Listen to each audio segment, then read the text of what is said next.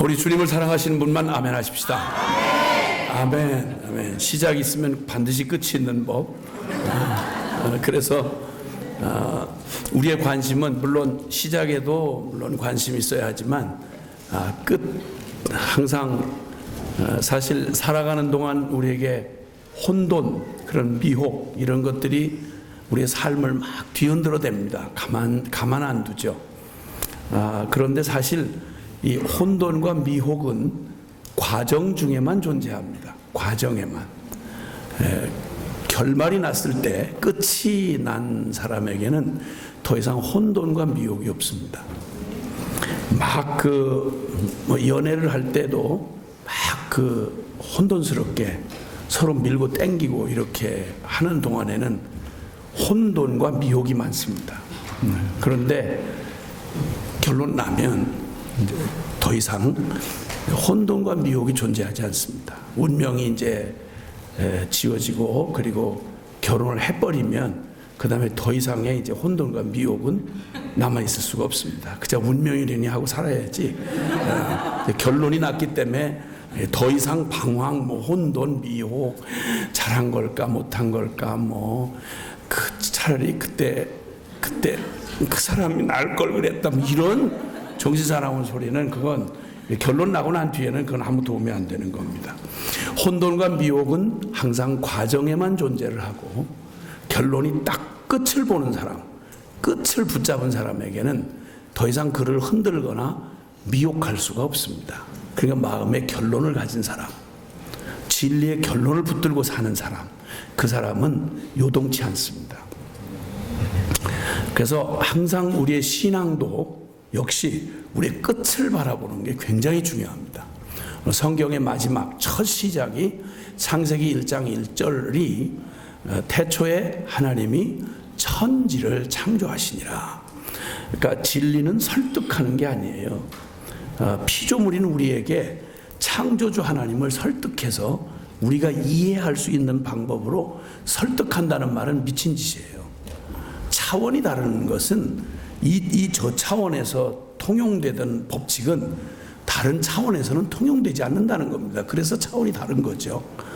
육의 그 수준에서 사는 사람에게 영적인 차원의 얘기를 육적 차원으로 이해를 하거나 분석하려고 하면 그건 어리석은 짓이에요. 그래서 성경은 설득으로 시작하지 않습니다. 진리는 선포해야 돼요. 선포. 그래서 창세기 1장 1절은 우리한테 오만하게 짝이 없는 죄인들에게 이런 증거 저런 설명해가지고 그러니 네가 생각하기에 하나님이 살아계신 것 같지 않니? 이렇게 해서 시작하는 이런 얘기는 그건 처음에 조금 제 마음에 좀 들면 믿는 척 하다가 나중에 자기의 한계에 딱 부딪히면 그때는 하나님을 줘버려요. 제낀단 말이에요. 이게 어처구니 없는 짓이에요. 성경은 그렇게 구구절절 사정하고 막 믿어달라고 싹싹 빌면서 이렇게 교인 모으려고 하는 그런 이상한 종교 따위가 아니에요. 성경은 그냥 선포하고 들어가요. 태초에 하나님이 천지를 창조하시니라. 딱 선포하고 시작하는 거예요. 그리고 성경의 맨 마지막 요한계시록 오늘 22장 본문 요한계시록 22장 20절과 21절은 성경의 마지막 결론입니다. 아주 단순하고 명확합니다.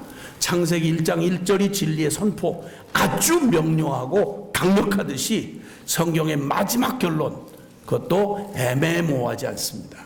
아주 명확하고 확실합니다.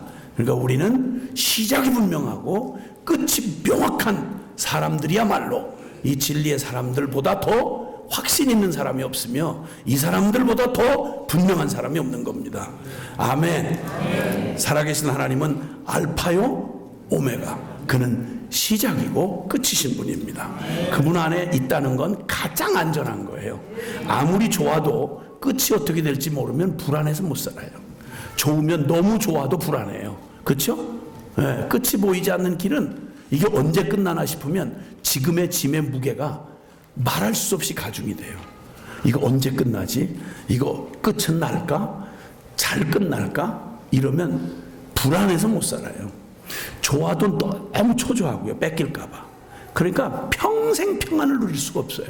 그러나 처음과 끝을 딱 붙들고 사는 사람은 혼돈이 없어요. 그리고 아주 담대합니다. 자, 그래서 오늘 요한계시록 22장 20절 21절 말씀을 우리 함께 같이 봉독하겠습니다. 요한계시록 22장 20절 21절 시작. 이것들을 증언하시니가 이르시되 내가 진실로 속히 오리라 하시거늘 아멘. 주 예수여 오시옵소서. 주 예수의 은혜가 모든 자들에게 있을지어다. 아멘. 아멘. 처음 시작할 때 그런 말씀을 드렸습니다. 일생일대에 우리에게 일어날 최고의 기회 내지는 최고의 그 복이 뭐냐? 그것은 하나님을 만날 기회를 갖는 거예요. 인생으로 살아가다가 하나님을 만날 기회를 접하게 되는 거, 이렇게 말씀을 듣게 된다든지 어떤 인생의 충격과 그런 도전과 절망 가운데서, 그러니까 이 땅에 바라볼 게 없는 허망한 나와 세상에 대한 헛된 기대를 저버리고 영원한 걸 찾고, 나는 누군가? 나는 어디서 왔나? 나는 어디로 가나? 가장 본질적인 질문에 딱 부딪힐 때, 그때가 절망적인 것 같지만 사실은 그때야말로 내 인생의 가장 중대한 질문을 하게 되는, 보통은 이걸 일생 못하다가 이 질문을 못하고 살면, 이 질문을 언제 하느냐면 마지막 죽어서 하나님 앞에 심판대 앞에 가서 그 질문 받으면 끝장이에요. 그때는 돌이킬 수가 없어요. 그러니까 가장 내 일생에 크고 작은 많은 충격적이고 멋진 그런 시간들, 기회들, 이런 것들이 있기도 했고 앞으로 있기를 바라지만, 인생의 최대 기회는 나는 누군가? 난 도대체 어디서 왔나? 그리고 나는 장차 어디로 가나? 가장 본질적인 질문 앞에 설 수 있는 기회를 주시면 그거야말로 일생일대의 최고의 기회입니다.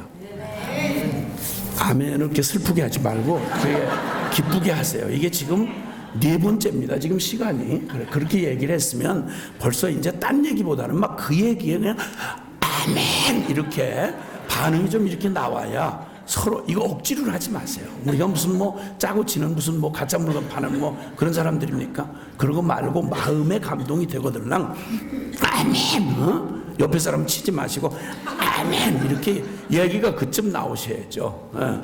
그렇죠? 아멘, 아멘, 아멘, 아멘.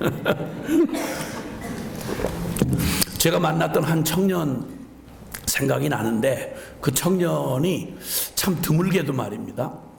제가 어떤 이렇게 잠깐씩 하는 이런 거 말고 6개월 동안 하는, 반년 동안을 하는 기독교 그런 관련된 그런 이제 공동체 훈련을 하는 그런 훈련에 제가 맡은 한 주간에 이제 강의 때문에 갔다가 한 젊은 사람을 제가 만났는데요.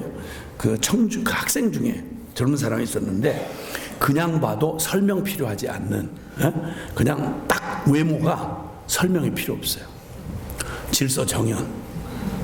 질서정연하고 아주 세속적으로 설명 필요 없이 그냥 이럴 정도로, 키가 어깨가 제 머리에서 시작이 돼요. 짜증날 일이지만 하여튼 그렇게 시작이 되고, 키만 크다고 그런 게 아니라 아주 균형 대비, 각이 딱 잡히고, 그거 뭐 그냥 자매들이 보면 그냥 뭐 설명 필요 이럴 정도로 그랬어요. 그리고 아주 이목구비가 아주 질서정연하게 있을 때 딱딱 있고 균형이 아주 딱 있더라고요. 잘생겼다는 말은 제가 절대 안 하는 거 아시죠? 왜냐하면 잘생겼다는 건 절대 기준이 없기 때문에 우리 각자가 다 독특하게 잘생겼어요. 그러니까 뭐 누가 잘생겼다, 미스 코리아다, 뭐 미스 유니버스, 뭐 이런 얘기는 이거 아주 천박하고 그 잘못된 가치에서 나온 거예요. 누가 누구보다 잘났다는 거예요. 말이 안 되는 얘기지. 우리는 각자가 독특하게 잘생긴 거예요. 왜냐면 기준이 없으니까. 누가 내 눈을 작다고 하겠어요. 그 생각 자체가 아주 불건전한 생각이에요. 아니 어떤 눈이 기준이냐고. 왜 내 눈이 작아? 그 때문에 우리는 고루 다 잘생겼어요. 그러나 질서의 차이는 있죠. 뭐 균형 대비 뭐 내지는 뭐 이렇게 이런 거. 근데 이 친구는 그냥 그대로 그냥 딱 봐도 저는 외모를 안 보는데 그냥 딱 봐도 그냥 뭐 설명 필요 없네 이럴 정도였어요. 그러다가 어떡하다 이제 거기를 어떻게 오게 됐는지 개인적인 얘기를 잠깐 듣게 됐는데 그냥 봐도 이 친구가 현직 우리나라 고위 경찰 간부의 아들이에요. 은퇴한 분이 아니고 현직 고위 경찰 간부의 아들이에요. 뭐 일찌감치를 낳았는지 어쩐지 모르겠는데 하여튼 그러고 그 집안이 괜찮아요. 거기에다가 이 전공이 무슨 디자이너라고 했는데 무슨 디자이너인지는 모르겠어요. 근데 그 과목에 관한 한 한국에서 최고로 치는 명문대를 나왔어요. 그리고 졸업하기 전부터 그 실력이 인정받아가지고 우리나라 이제 몇 개 안 되는 대기업에서 이제 인력 확보 차원에서 그 분야에 제일 명문대에서 제일 그래도 실력이 있다고 하는 실력 있는 친구였어요. 그래서 뽑혀가지고 아야 그냥 전액 장학금, 그러니까 아주 생활비까지 다 대주는 그 기업에서 그냥 전액 장학을 유학 장학금을 줘가지고 해외 나가서 유학을 또 성공리에 맞췄어요. 그리고 또 그런 데다가 그래 실력 있죠. 직장 이미 다 해결 보장받았죠. 그리고 또 학벌이죠. 거기다가 집안 좋죠. 외모 그렇죠. 이걸 이렇게 갖추고 싶어도 어려운 거잖아요. 근데 어쨌든 그렇게 갖추고 부족함이 전혀 없었어요. 그러니까 이 친구에게 삶이라고 하는 건 그냥 진짜 그냥 정말 말 그대로 자기 구하지 않았는데도 너무 멋진 삶을 살았으니까 자기 인생에 딴 얘기를 할 게 없었어요. 그 모든 게 다 자기를 설명해주는 자기 존재감을 이렇게 주는 것이었죠. 자, 그렇게 승승장구 잘 풀렸고 그러던 중에 이제 해외 유학을 잘 마치고 졸업 작품전까지 끝마친 거예요. 그러니까 완전히 이제 다 끝을 낸 거죠. 그러니까 굉장히 이제 그 심혈을 기울여서 자기에게 주어진 기회에 아주 현실에 그냥 아주 몰두해가지고 드디어 아주 좋은 만족할 만한 결과를 얻었어요. 요까지는 전혀 문제가 없었어요. 요까지는 모두가 부러워할 만한 사람이었어요. 이생이 다라면 더 바랄 것 없이 상위 1%밖에 안 되는 소수의 특권을 누린 사람이죠. 뭘 더 바라겠어요. 자, 그런데 졸업 작품전을 끝내고 났는데 이게 몸살 비슷하게 몸에 이렇게 병이 몸살같이 찾아온 거예요. 너무 집중하고 신경을 써서 그랬나 보다. 별스럽게 생각하지 않고 며칠을 알았는데 나아지질 않아요. 그래서 병원을 이제 외국에서 간 거죠. 갔다가 전혀 자기 삶에 그럴 재수 없는 일이 있을 리도 없고 그런 불길한 생각을 하는 자체가 그건 불건전한 거고 자기 일생하고는 아무런 상관이 없을 것만 같았던 말도 안 되는 얘기가 딱 진단이 나오는데 시한부 시력 판정을 받은 거예요. 시한부 시력. 그러니까 길면 6개월. 그 안에 급속히 진행이 되면 완전 실명. 최대치로 희망을 건다면 6개월 뒤쯤에 앞에 있는 게 사람이구나 하는 윤곽 정도만 볼 수 있을 정도. 이게 제일 희망적인 상황이고 아니면 실명인 거예요. 피곤해서 조금 그런가 했는데 갑자기 난데없이 이런 진단을 딱 받으니까 이게 무슨 재손소리야. 그리고는 다른 병원을 한 5-6개를 돌았는데 어렵지 않게 이 병은 이미 드러난 병이라서 확진 판결을 받은 거예요. 난데없이 외모에 집안에 그 명문대 그 학위에 그리고 전공 실력에 그리고 직장에 무엇 하나 빼놓을 거 없이 다 갖춰진 일에 무슨 불행이 거기 틈탈 게 있겠어요? 그런데 전혀 예기치 않고 계산에 넣어보지도 않고 상상도 하지 않았던 일이 자기에게 그럴 일이 닥칠 줄은 꿈에도 생각을 못한 일이 덜커덕 주어진 거예요. 자, 그런데 그렇게 의기양양하고 그렇게 자신감 충만했던 이 사람한테 아무 일도 일어난 게 아니고 단지 시한부 시력 판정받은 것밖에는 일이 일어난 게 없었어요. 실감이 안 나가지고 이게 무슨 일이야? 이건 이런 참 별일이네. 실감이 안 나서 처음 하루 이틀은 이게 뭐가 뭔지 감이 잘 안 왔어요. 그러다가 가만히 있어라. 이게 6개월 뒤에 내가 시력을 잃는다? 그러면 지금까지 나라고 생각하는 나의 존재감을 확인시켜줬던 그 잘난 외모, 그 잘난 집안 배경, 그 학벌, 실력, 직장, 이 모든 것들, 그게 전부 그 나와 동일시하던 것들인데 나는 이런 사람이야, 나는 이 정도야, 나는 이렇게 됐어, 이렇게 말했던 자기인 줄 알았던 그 모든 자신 안에 주어졌던 모든 것들이 딴 것도 아니고 그냥 시력이 단지 이뤄진다는 거예요. 6개월 뒤에 시력을 잃고 난 뒤에 나는 뭐가 되는 거지? 뭐가 남는 거지? 이제서 이제 현실 감각이 돌아오기 시작했어요. 그래서 자기 거라고 생각하고 확신했던 항목을 적어봤어요. 하도 이게 느낌이 잘 안 오니까 너무 막 이러니까 적었어요.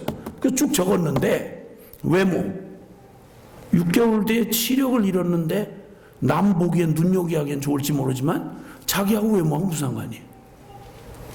틱 한 거. 학벌 무슨 상관이에요 이거? 아무 상관이 없어졌어요. 전공 아무 상관 없어졌고, 직장 날라가 버린 거고. 아니 디자이너인데 시력을 잃으면 그 직장은 뭐야? 부모, 혈통 아무도 오면 안 돼. 틱. 다 체크를 하는데 아무것도 남는 게 없어요. 단지 뭐 천지가 무너진 것도 아니고 자기 다리가 뭐 두 다리가 날아간 것도 아니고 그냥 잠시 시력 하나 잃는데 자기가 지금까지 자기의 막 존재감을 느끼게 해줬던 모든 내 거라고 생각했던 인생의 모든 게 한순간에 물거품이 돼버리는 거야. 와, 이걸 체크를 해놓고 이게 손이 떨려가지고 그러다가 마지막 이것마저 체크를 해버리면 자기는 살았으나 죽은 놈이 되는 거죠. 그래서 그 마지막 체크를 못하고 달달 떨고 있는 게 뭐였냐면 이 멋진 남자를 그냥 둘 리가 없잖아요. 결혼까지 약속했던 여자친구가 있는 거예요. 여자친구 애인이죠. 근데 이것도 만약에 6개월 뒤에 내가 시력을 잃으면 이건 어떻게 되나 하고 체크를 하려고 하는데 이걸 체크를 해버리고 나면 자기는 이거 살았으면 죽은 놈이야. 아무것도 아닌 거예요, 그냥. 그럼 지금까지 자기의 존재에 그런 만족을 주던 조건들이 그거 위해서 막 죽자 사자 평생 막 그게 무슨 대단한 것처럼 온 운명을 걸고 난 다른 거 필요 없다고 이렇게 자신만만한 자기 삶의 근거가 요 시력 하나에 달려있다는 사실을 뒤늦게 깨달은 거예요. 요거 사라지니까 나머지가 다 의미가 없어지는 거예요. 근데 차마 이거는 체크를 못 하겠는. 그래서 마지막 태어나서 워낙 어렸을 때부터 막 이렇게 하고 자란 놈이라 부족한 줄을 몰랐다가 처음으로 간절해 본 거예요. 처음으로. 정말 가난한 마음이 돼가지고 애인한테 뭐 그때만 해도 이제 국제 우편 하는 수밖에 없으니까 편지를 쓴 거죠. 태어나서 처음으로 누군가에게 항상 도도하고 당당하고 자신감 충만했던 놈이지 누구한테 도움을 청하는 이런 일은 꿈에도 생각 못 해봤던 놈인데 처음으로 거기 정말 간절한 마음으로 누군가에게 도움을 청하는 편지를 한 거예요. 그리고 그 편지를 하고 이제 기다린 거죠. 자, 아마 편지의 내용은 정확히 내가 전달받은 건 아니지만 이런 내용이었겠죠. 너 날 지금도 사랑하니? 내가 어느 때보다 내가 필요한 시간을 맞이했다. 너만이 나를 도울 수 있다. 내가 꼭 이 땅에 존재하는 이유를 말해줄게. 바로 너밖에 남지 않았다. 날 좀 도와줄 수 있겠냐? 나 의미 있다고. 그럼에도 불구하고 의미 있다고. 나 6개월 뒤에 시력을 잃게 된다. 그리고는 간절한 마음을 전한 거죠. 그리고 그 편지를 회답을 기다리는 거예요. 자, 여러분 이거 남의 얘기를 들으면요 아무 감동이 없어요. 어머, 재수없는 일이 생겼나 보다.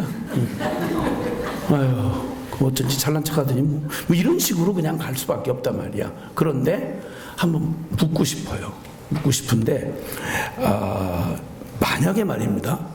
만약에 여러분 딸이 그렇게 너무 멋진 사육감이 될 놈하고 어떻게 이렇게 눈이 맞아가지고 그런 늘 이런 그 긍지가 넘쳐나던 아마 여러분이 장인 될 사람이고 장모 될 사람이라고 생각해 보세요. 근데 어느 날 딸이 무슨 편지를 받고는 완전히 문 안으로 걸어 잠그고 난리도 아니야. 밥도 안 먹고 난리도 아니야. 나중에 상황을 알고 봤더니 세상에 이게 무슨 일이야 이게.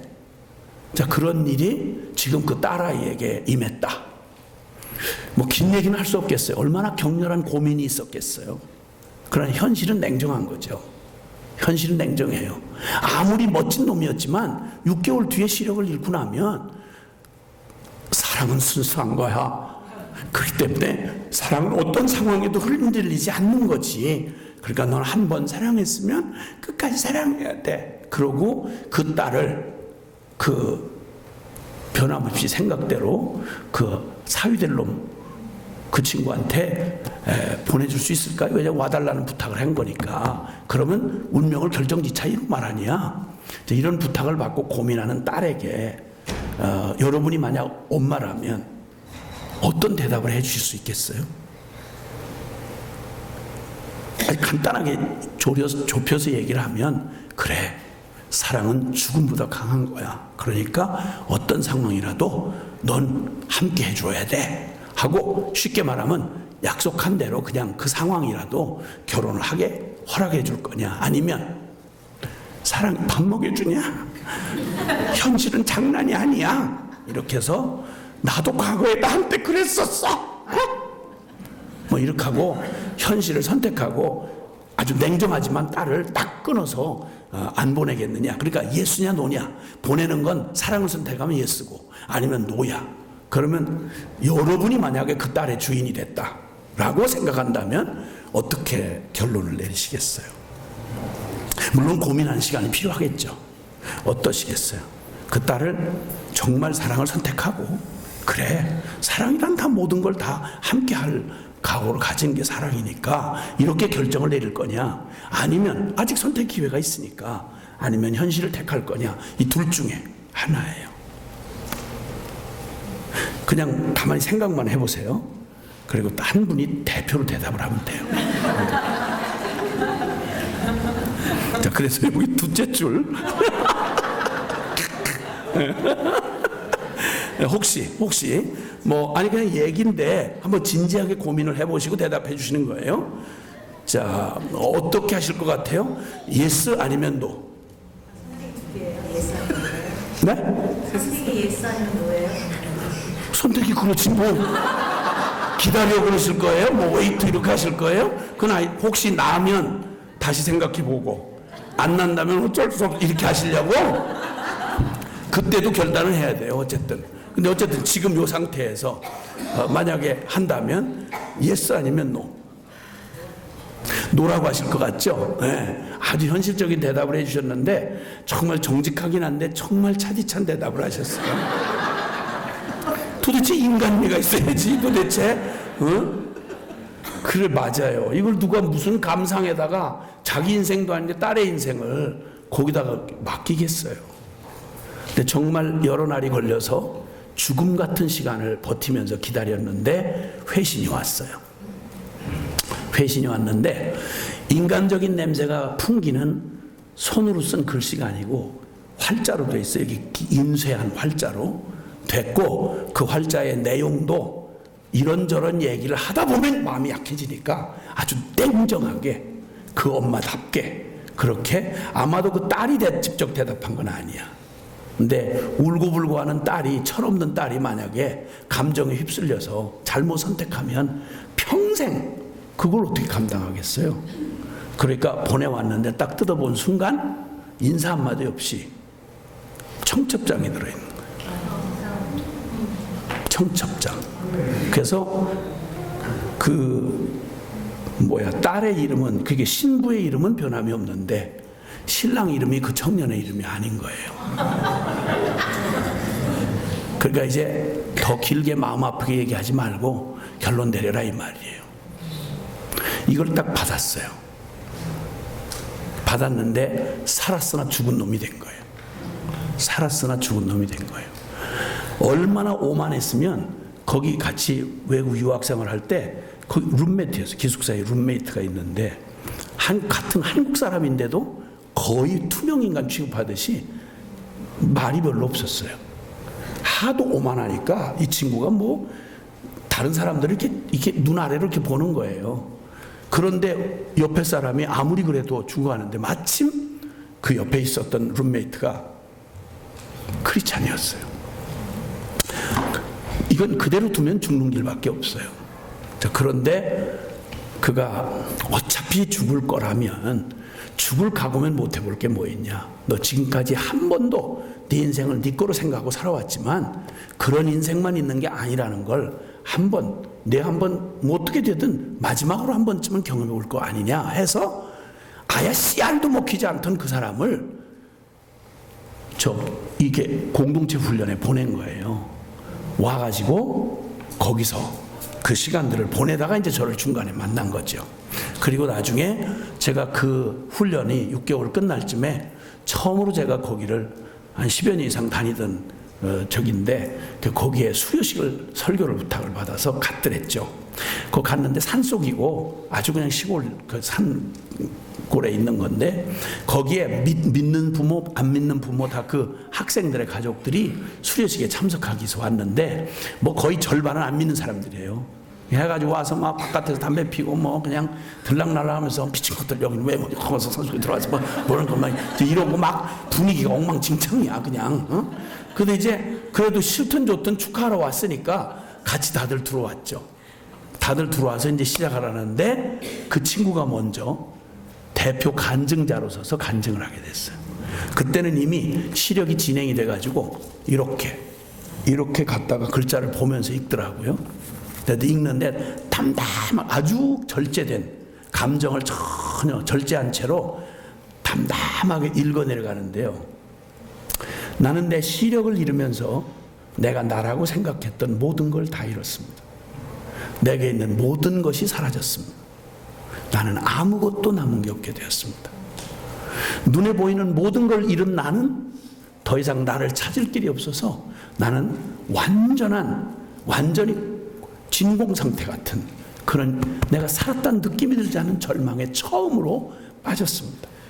그리고 그 절망에서 나는 내가 경험할 수 있는 눈에 보이는 만지고 느껴지는 이런 육적이고 물질적인 세계 말고 보이지 않는 세계가 있다는 걸 처음으로 대면하게 되었고 난 거기서 살아계신 하나님과 진리를 만나게 되었습니다. 그리고 나는 다 잃은 줄 알았는데 이 모든 것들은 있다고 생각해도 다 사라지는 것들이고 사라지는 게 비로소 사라질 게 사라지고 나니까 난 영원히 사라지지 않는 진정한 실제를 나는 만나게 되었습니다. 내 영혼은 가장 행복합니다. 그리고 담담하게 그 사람은 절제를 하고 읽어 내려가는데 거기 안 믿는 사람들도 같이 왔다가 절반 정도가 안 믿는 사람이었는데 다들 눈물바다가 됐습니다. 그 훤칠한 모습에 인간적으로 보면 그 모든 걸 다 잃어버린 한 청년의 그 처참한 그냥 인생이 만약 육체고 그게 전부라면 뭐라고 위로를 하면 위로가 되겠어요. 그런데 그가 고백하는 건 서글픈 하소연이 아니라 어차피 날 가지고 벗겨질 거 사라질 거 훌훌 벗어버린 다음 가장 진정한 진리를 만난 진정한 영의 세계를 만난 하나님을 만난 영혼의 기쁜 승리를 선포하고 있었어요. 모두가 다 믿든 안 믿든 다들 영혼을 가진 존재들이니까 이 얘기가 남의 얘기로 들릴 수가 없었던지 그날 정말 그런 수료식 정말 감동적인 수료식을 보았습니다. 사랑하는 여러분, 우리의 삶에 영원한 건 뭐고 사라질 건 뭐죠? 우리가 그토록 울고 불고 안타깝게 부둥켜 안고 성취하고 싶었던 우리가 붙들었던 건 그건 뭐예요? 얼마 만에 지나가는 거죠? 그렇게 신경 쓰고 외모 신경 쓰고 그러지만 나이 40만 되면 불혹의 나이라는 말이 있잖아요. 네. 깊이 영적으로 생각할 것도 없어요. 그건 육적인 표현이라서 유혹 줄 것도 없고 유혹 받을 것도 없다는 거예요. 나이 40만 되면 장미가 화려한 꽃인데요. 그 시들면 추하기가 짝이 없습니다. 그래서 외모 하나 근근히 그거 세속적인 외모 가지고 내 인생 뭐 굉장히 된 것처럼 그렇게 까불던 사람들은 조금만 기다리세요. 그러면 부록의 나이만 되면 뭐 누가 거들떠도 안 봐요. 그거 솔직한 말로. 그래서 나이 40이면 인물의 평준화가 일어난다는 말이 있어요. 그놈이 그놈이고 그놈이 그놈인 거죠. 네. 솔직한 말로. 외모라는 건 다 그래요. 그리고 아무리 신경 쓰고 너무 무리하게 그러지 마세요. 때가 되면 다 이제 붓기도 사라지고, 그리고 뭐 아무리 악을 써도 안 돼요. 제가 아는 회장 부인 하나가 집사인데, 무슨 집사가 또 그런 집사가 있는지 모르겠어요. 하여튼 뭐 솔직하게 뭐 말을 또 막 그렇게 험하게 잘해요. 잘하는데 아주 재밌는 그런 여집사가 한 분 있는데 회장 부인이에요. 회장 부인인데 어떤 자리에서 만나가지고 뭐라 그런 거 아니? 자기 남편이 야, 있는 게 돈밖에 없는데 너는 어디가 남 성형수술 잘한다는데 이 쭈그렁 방탱이 돼가지고 너 이거 진짜 짜증난다 너.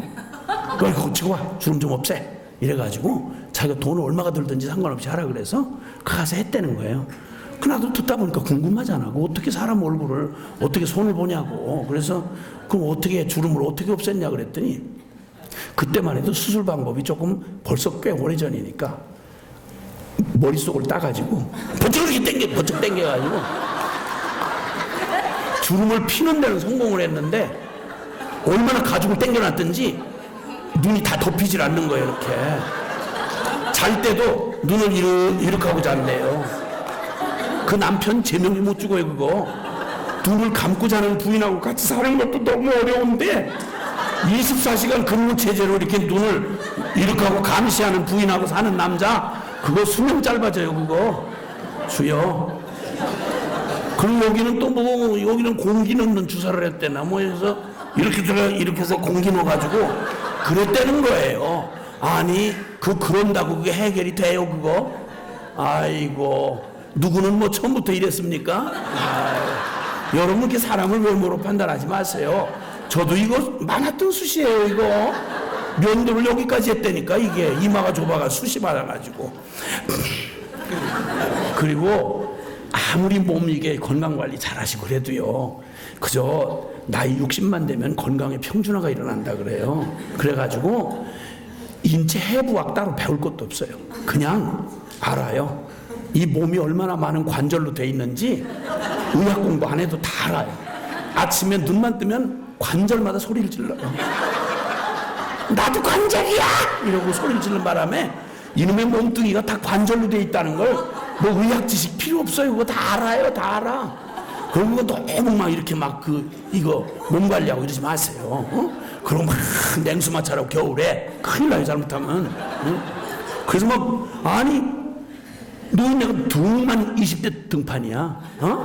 겨울에 막 그냥 관악산 그쪽에서 막 이게 냉수로 막 이렇게 하고 오 청년 몸 좋네. 그랬더니 돌아보면서 나 90이야 이러면 부러운 게 아니라 무서워요. 무서워. 아니 후배들도 살게 비켜주셔야지. 그걸 계속 그렇게 아니 90대신 분이 20대 청년 등판하고 다니시면 어떡하냐 말이야. 주여.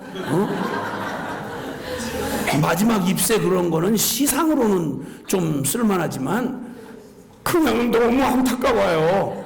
낙엽이 그냥 떨어질 때 되는데 안 떨어져가지고 이렇게 하고 그 벌레 먹은 낙엽이 계속 붙들고 있으면 서로 어려워져 마음에. 때가 되면 그냥 자연스럽게 그냥 벗어버리고 가야지. 주여. 저를 보고 제발 오래 살아라 이런 인사하지 마세요. 사명 끝나면 지체하지 말고 데려가셔야 돼. 주님이. 나만? 여러분도. 아니 어떻게 이렇게 잘 가라는 표정으로 눈을 이렇게 보시냐고. 이게 다 같은 운명이에요 여러분. 주여. 그러면 그렇게 휙 지나간 세월에 여기 연세 드신 분들 한번 여쭤보겠는데 어디 길게 느껴지세요? 한밤에 지나간 것 같잖아요. 그렇죠? 언제나 이런 날이 올 줄이라 생각이나 했겠어요. 휙 하고 지나가요. 성경에 우리 인생 아침 안개와 같으니 그러셨어요. 모든 게 다 오면 가요. 그리고 그 안에서 우리가 아무리 얻고 뭐 성취하고 1등하고 우리의 마음과 온 마음을 혼돈케 하고 다 미치도록 만들었던 그 모든 게 다 우리를 공허하게 만드는 거예요. 그러니까 전도서는 시작하자마자 헛되고 헛되며 헛되고 헛되도다. 사람이 해 아래서 행하는 모든 일이 헛되도다. 이렇게 나와 있어요. 그렇게 나와 있어요. 전도서의 마지막 12장 결론에 가면 너는 청년의 때 곧 곤고한 날이 이르기 전 나는 아무 낙이 없다고 할 해가 가깝기 전에 언제 생각하라? 늙어서가 아니고 소망이 없던 때가 아니라 지금 청년의 때 지금 너는 창조주 여호와를 기억하라. 아멘. 아멘. 어렵지 않아요. 꽃은 피면 고치고 잎은 시들게 돼 있어요. 인생 나면 곧 죽게 돼 있어요. 그러니까 우리의 결과만 조금만 끝을 내다보았더라면 이 허무한 짓은 안 해요. 깊이 철학적 사색을 할 필요도 없고요. 정직하게 내 인생을 조금만 직면해 보면 우리가 얼마나 불안한 삶을 살며 얼마나 초조한 삶에 쫓기고 있는지 결론 금방 나요. 그럼 내가 맞이할 그 끝. 내 인생의 가장 중요한 내 지혜가 바로 어디냐면 끝을 봐야 되는 그 끝을. 자, 그래서 주님이 성경의 마지막 진실을 우리에게 말씀해 주고 계시는데 이것들을 증언하시니가 이르시되 이것들 이게 뭐냐? 요한계시록은 이 땅 우리가 궁금해하는 우리의 미래에 대하여 모두가 다 해당한 일이에요. 우리 모두가 공동으로 맞이해야 될 우리의 미래에 대하여 주님께서 말씀해 주시면서 요한계시록을 통해서 뭐 우리의 가장 궁극적인 저거는 이 세상은 과연 어떻게 될 건가? 우리가 그토록 애착을 가지고 이 세상 속에 살아남으면서 여기서 성공하고 싶고 눈에 보인 세상 것들 취하고 싶어서 이 세상의 안목의 정욕, 육신의 정욕, 이생의 자랑 이걸 추구하면서 그걸 얻으려고 그냥 몸뚱이 다 부서지도록 그저 가정이 깨지도록 그렇게 애를 쓰면서 얻으려고 하는 세상이 과연 뭐냐? 그 운명이 결국 어떻게 될 거냐? 이걸 성경이 아주 명확하게 보여주세요. 장차 망할 음력 바벨론이라고 얘기를 해요. 요한계시록은. 이 얘기를 하게 되는 배경이 뭐냐면 요한계시록을 기록하게 된 게 바로 뭐냐면 예수님을 받고 그 복음의 감격에 교회들이 생겨났어요. 그런데 상황이 너무너무 어려워요. 그때 당시 로마에 그냥 그 미친 황제들 네로, 데시우스 뭐 이런 막 그 짐승만도 못한 인간들이 이게 권력을 쥐고 얼마나 막 그때 당시 교회 초대교회가 시작되던 그 근동과 고대 근동과 그 아프리카 또 유럽과 아시아 이르기까지 로마 모든 길이 로마로 이렇게 말할 정도로 세상의 모든 권력을 쥔 로마가 아주 반기독적이었어요. 그 어마어마한 세상 권세 그 화려함을 가지고 화려함으로 유혹을 하고 그 권력으로 짓밟던 바로 그때에 가장 죽임당할 어린 양처럼 꼭 예수님처럼 십자가에 처형당한 예수님처럼 꼭 교회가 예수님과 똑같은 취급을 당하면서 세상 속에 있는데 세상과 어울리질 않으니까 너무 큰 꿈을 가지고 너무 잠시를 사는 세상에서 영원을 얘기하고 이 더러운 세속의 한복판에서 예수님 같은 거룩을 지향하니까 이게 그냥 못 견디겠는 거예요. 세상이 빛이 어둠에 비치면 어둠이 죽어버리니까 발악을 하는 거예요. 그냥 이런 불합리한 세상 속에서 시달리는 교회들이 눈에 보이는 건 나도 어차피 육신을 입고 세상에 익숙했던 내가 원래 우리의 체질은 세상 체질이에요. 천국 체질이 아니고 그렇죠? 영의 체질이 아니고 육의 체질이라고요. 맞죠? 대답 안 하셔도 상관없어요. 원래 그랬으니까. 주여. 그냥 익숙한 게 있다면 죄 짓는 거에 익숙하고 우리의 친한 게 있다면 세상이 친하지 거룩이 친하거나 뭐 천국이 실감나거나 이러지 않아요. 그런데 그런 세상에 살면서 육신을 입고 살아가는데 단지 내 영혼 안에서 영 안에서 지금 변화된 내가 사는 게 아니요 내 안에 그리스도 사시는 이 신비한 삶을 영의 삶을 살아가고 발을 땅을 디디고 사는데 하늘에 속한 시민권을 가지고 살아가는 세상의 모든 썩은 가치와 정욕을 따라 사는 게 아니라 우리의 본성을 거스리는 거룩한 진리의 말씀을 따라 살아간단 말이에요. 그러니까 이게 꼭 바람을 거슬려서 가는 것과 같고 물살을 거꾸로 올라가는 것과 같은 삶이 진리의 삶이고 믿음의 삶이에요. 아멘. 그래서 이건 내 힘으로 살아갈 수 있는 삶이 아니라 진짜 말 그대로 표현만 그런 게 아니라 내 힘으로는 안 돼요. 내 안에 계시는 그리스도의 힘으로 살아가야 돼요. 그래서 그걸 믿는 믿음으로만, 내 힘이 아닌 내 안에 계시는 그리스도로 사는 이 믿음으로만 살아갈 수 있는 게 성도의 삶이고, 이게 신앙생활이에요. 아멘. 그런데 처음 초대교회에서 버두, 사빌라 이렇게 7교회가 요한계시록에 등장하는 교회예요. 근데 아시겠지만 이 교회들이 현실, 지금 얘기한 우리와 똑같은 사람들이니까 그 시대를 살아가면서 그렇게 뜨겁게 충만하게 시작됐던, 성령 충만하게 십자가의 복음으로 그렇게 생생하게 출발을 했던 이 교회 7교회가 다 위기 앞에 빠지게 된 거예요. 무서운 핍박이 그들을 목을 졸라오죠. 그리고 매번, 하루도 아니고 이틀도 아니고 매번 누군가에게 좋은 말도 아니고 계속 핍박을 받고 살아간다는 게, 사람이 이게 보통 힘든 일이 아니잖아요. 그러다 보니까 에베소 교회는 그렇게 놀라운 체험, 거기다가 사도 바울의 제자 훈련, 그리고 막 그 이단들을 싸워 이겨내고, 에베소라고 하는 도시가 굉장히 세속적이고 아주 이교적인 데예요. 그러니까 영적으로도 아주 음란하고, 그리고 그냥 이게 보통 세상적으로도 아주 세속. 지금도 에베소라고 하는 그 도시가 2000년 전에 그때 닦아놓은 도로가요, 지금도 쓸 수 있을 만큼 도로가 그냥 보존돼 있어요. 2000년 전에. 2000년 전에. 지금 터키 땅에 있죠. 지금 터키 말로 이즈밀이라고 하는 곳인데, 거가 에베소 바로 그 교회가 존재했던 바로 그거예요. 굉장히 로마의 그 문화를 받아가지고 그 당시에 소아시아의 뉴욕과 같은 데였어요. 뉴욕과 같은. 그래서 그렇게 화려한 곳에서 살다가, 똑같이 하나님 없이 육적으로 살다가 복음을 만나가지고 얼마나 은혜를 받았으면 그냥 통째로 뒤집어졌겠냐고. 그렇게 해서 그 뜨겁게 막 그때 막 기적이 나타나고, 에베소에서 기적 나타나고, 거기서 3년 동안 제일 길게 목회를 한 데가 사도 바울이 제자훈련, 제자들을 세워가지고 작은 교회들이 전 아시아에 퍼지게 됐던 아주 아시아의 아주 중심이었어요. 그렇게 시작했던 에베소 교회가 여기 그 뭐라고 책망을 받냐면, 칭찬 다 하시죠. 너의 수고와 눈물과 그리고 또 진리를 위해 싸우고, 이 모든 칭찬을 받을 것 중에 에베소 교회에 찾아온 위기가 뭐였냐면 첫사랑을 잃어버린 거예요. 처음 사랑을.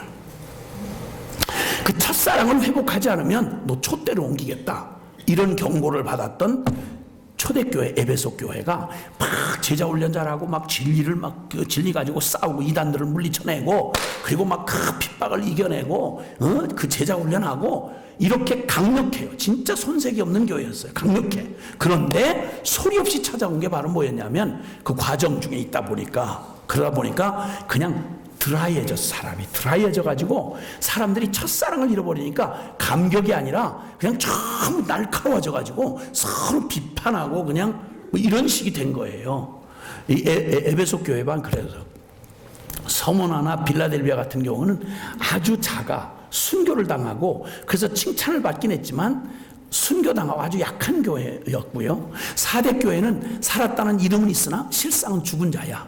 두아디라나 버가모 같은 데는 완전히 막 쉽게 말하면 아주 세속적인 도시에서 장사하고 막 그냥 이렇게 하던 곳들이라 세상 것들이 같이 섞여 들어왔어. 그러니까 교회가 세속화가 된 거죠. 교회 저거는 요즘으로 말하면 대형교회, 성공한 교회가 됐는데, 문제는 너무나 세상의 죄가 같이 음란함도 들어오고 세속의 그런 것들이 화려한 게 들어와가지고 교회가 영성을 쉽게 말하면 뒤섞인 영성이 돼버리고 말았어요. 그 다음에 라우디게아 교회 같은 경우는 거기는 너무 안정돼 있었어요. 그러니까 요즘 표현으로 말하면 교인들 수준이 다들 웬만하면 대학 졸업자야. 그리고 아주 그냥 수준 높은 도시라서 생활 수준이 보통 중상류층이지, 교인들이. 그러니까 핍박이 별로 없고 거기다 안정돼 있고 거기다 신앙생활까지 했으니 얼마나 멋있고 규모 있고 뭐 아주 세련됐겠어요. 그리고 다들 또 사회에 다들 나름대로 안정감 있게 위치를 차지하고 그랬는데, 그러다 보니까 그들 스스로 생각하기에 우리는 부자라, 우리는 부자라 부여하여 가난한 게 없다. 우리 교회는 수준 높다. 우리 교회는 뭐 모든 세트가 다 최신이다. 우리는 막 예배 뭐 콘티 짜고 너무 멋있게 잘한다. 이런 얘기죠. 우리 교인들 많이 배워가지고 막 다 가면 다 알아듣고 뭐 그냥 수준이 이거다. 이렇게 말하는 교회였어요.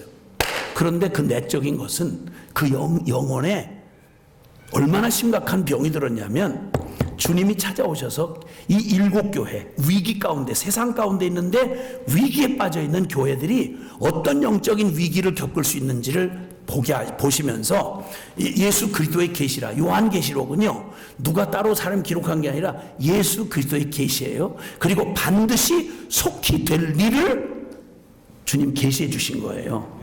아멘. 그때 가장 중요했던 그럼 어쩌면 마지막 사도로 남아 있었을 사도 요한 사도가 몇 번 순교의 위기를 겪었다고 전해져 와요. 기름 끓이는 가마에다가 요한을 갖다가 집어 던졌는데 거기서 죽지 않고 살아나온다든지 뭐 이런 기적과 같은 삶으로 다른 제자들이 다 순교했는데 이 사람은 산순교자야. 그런데 이때 당시 계시록을 받을 때가 언제냐면 반모섬에 유배 갔을 때예요. 그러니까 교회의 마지막 남은 사도로서 지도자인데 그 지도자가 끌려가서 유배를 갔으니 그 당시에 교회들은 말할 것도 없잖아요. 죽이기로 작정한 꼭 죽이려고 잡으려고 도살할 양같이 여김을 받는 거죠. 그 상황 속에서 그 모진 시련이 계속 반복되면서 그 어려운 과정을 겪어가려니까 아무리 은혜를 받아서도 인간이잖아요. 그러다 보니까 교회들이 어려움 가운데 봉착한 거야. 이런 영적인 위기 앞에 있는 교회를 주님이 도와주신다고 그러면 로마의 네로 같은 놈을 한 방에 그냥 급사를 맞아가지고 죽도록 만들던지 아니면 기독교 우대 정책을 펴던지 아니면 또 뭐 무슨 눈에 보이는 그런 현실적인 문제들을 해결해 주면 좋잖아요. 그렇죠? 네. 그렇잖아요. 지금 계속 분위기를 파악하시고 지금 그런 세속적인 물음에는 대답을 안 하기로 지금 작정을 하신 것 같아. 어쨌든 근데 주님이 이상하게 우리가 기대하는 바에 그런 문제 해결, 소원성취 이런 건 잘 안 해주시고 그리고는 이걸 세상 가운데 이렇게 두시니까 성도들이 그냥 영적으로 다운되는 거죠. 그리고 사도 요한도 너무 깊은 절망 가운데 있을 수밖에 없을 때 주님이 요한 계시를 주시는 거예요. 계시를 주시는데 그 반모섬에서 받은 계시예요. 그때 각 7교회에게 7교회의 머리 되신 예수 그리스도가 그의 몸된 교회들 지금 지질이 연약하고 별 볼 일 없는 것 같은데 이들이 어때서가 아니라 이들은 연약한 거 원래부터 그랬고 그런데 이 교회가 세상이 교회를 절대 이길 수가 없는 건 그 교회의 진짜 주인이고 머리 되신 분이 예수 그리스도라는 거예요. 우리는 너무너무 연약하고 허약해서 이 세상을 이길 능력이 우리에게는 요만큼도 없어요.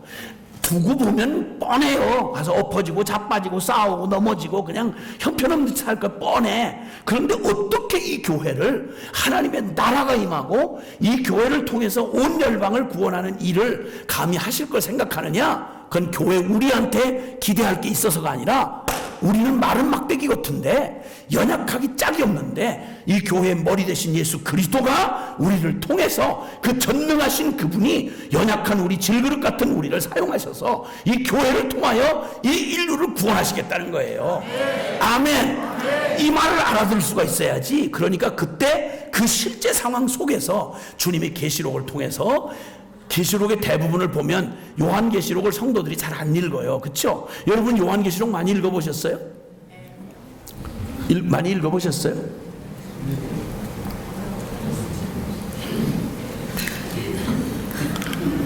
많이 안 읽는 이유는 뭐예요? 딴 성경에 비해서 요한계시록은 잘 안 읽어지죠? 어렵죠. 어려워요. 이렇게 대답을 해요. 그리고 또 그 다음에 또 한 가지 이유는 또 뭐예요? 어려우면서 무서워요. 이렇게. 그러니까 이게 얼마나 웃기는지 보세요. 이 요한계시록을 주신 목적이 뭔지 아세요? 이게 마지막 될 일, 속히 될 일, 그리고 이 요한계시록 읽고 무서울 사람은 사탄이에요. 이걸 읽고 무섭다 그러면 이게 호적을 정리해 봐야 돼. 아니 요한계시록의 목적이 뭐냐면 저 펄펄 뛰고 난리를 치는 저것들, 저 마귀 새끼들 저것들, 저거 이미 정해져 있어. 어떻게 망하는지 그들이 아무리 뭐 기세를 부리고 전 세계에 뭐 정사권사 뭐 권세 뭐 이런 거 다 동원해도 별쇼를 다 해도 결국 그 주님 손 안에 있고, 때가 꽉 차면 주님이 아주 정확하게 무시무시하게 그들을 심판할 거라고 주님이 얘기하시는 거예요, 이 내용이. 근데 지금 물론 우리가 과거에 그놈하고 살았었지, 살기는. 근데 십자가를 통과하고 나면 이제 그놈하고 나하고는 원수지간이야. 그놈이 망하는 걸 보고 박수를 쳐야 되는데 어머 저 큰일 났네 뭐 이렇게 나오는 거예요, 얘기가. 이거 어렵다고 얘기하시는데 이 어려운 게 어려울 게 없고요. 왜냐하면 이게 저 비유 내지는 묘사 이런 것들로 돼 있어 가지고, 이런 걸로 돼 있으니까 어렵다고 그러는데, 내용은 그거 다 일일이 알려고 막 666을 숫자 맞추기 막 이렇게 하고 이렇게 하는 것보다 중요한 건 뭐냐면 결론부터 확실히 붙잡으라 말이에요. 결론부터. 아멘? 그리고 그런 막 마귀가 막 괴롭히고 막 성도들을 핍박시키고 이러는 건 극히 일부분이에요. 22장 중에 그 내용은 극히 일부분이에요. 대부분의 얘기가 뭔지 아세요? 정신체 겁이 나면 그게 안 보여. 그러니까 겁이 나면 그것만 뭐 창끝만 보이고 그냥 온 세상이 다 창이 된 것처럼 생각한단 말이야. 아니요. 그냥 물리적으로 그냥 내용상으로도 봐도 얘기의 대부분은 하늘 보좌를 보여주셔요. 하나님의 영광이 얼마나 위대하고 화려한지, 그리고 이 모든 세상의 권력이 눈에 보여서 소리 지르는 그놈들에게 있는 것처럼 그러지만 아닌 거, 그것들은 하나님 게임이 되지 않는 거예요. 모든 권세와 심판의 권세를 가지고 있는 건 주님이고. 할렐루야. 17장부터 시작해서 무너졌도다 큰 성 바벨론이요, 음녀 바벨론, 이 세상의 가장 최고한 부와 사치와 그 다음에 권력과 이 세상의 모든 힘을, 세상의 힘을 다 모아놓은 걸 음녀 바벨론이라고 표현을 해요. 근데 그게 한순간에 망해요. 한순간에 하나님이 한순간에 망하게 하는 거야. 그러니까 이 모든 이 세상의 모든 운명의 키를, 진짜 권세를 누가 가지고 있느냐? 청와대가 아니고 백악관이 아니라 하늘의 보좌. 아멘?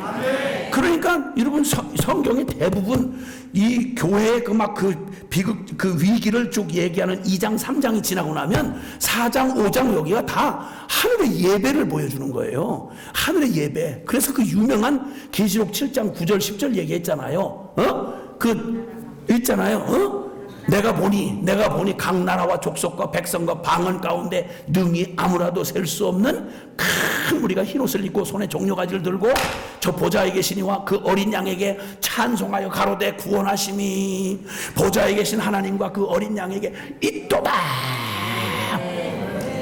온 세계 한 민족 어느 한 나라도 방언도 빠지지 않고 온 세계가 다 구원받고 그 하나님의 완전한 우주의 대찬양 집회가 벌어지는, 영광의 찬양을 드려지는 모습이 거기 있는데, 거기엔 그때마다 나오는 가사가 뭐냐면 그리고 나라와 권세와 영광이 아버지께, 로마 황제한테 있는 게 아니고 트럼프한테 있는 게 아니라 문재인한테 있는 게 아니라 하나님에게 있도다. 아멘, 할렐루야, 아멘.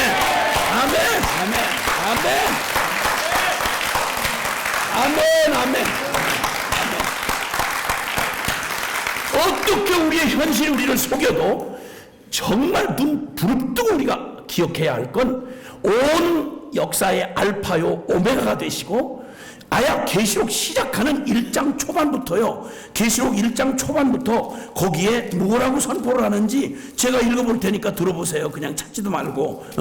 요한계시록 1장에 예수 그리스도가 계시를 하시면 이렇게, 우리를 사랑하사 그의 피로 우리 죄에서 우리를 해방하시고 그의 아버지 하나님을 위하여 우리를 나라와 제사장으로 삼으신 그에게 영광과 능력이 세세토록 있기를 원하노라.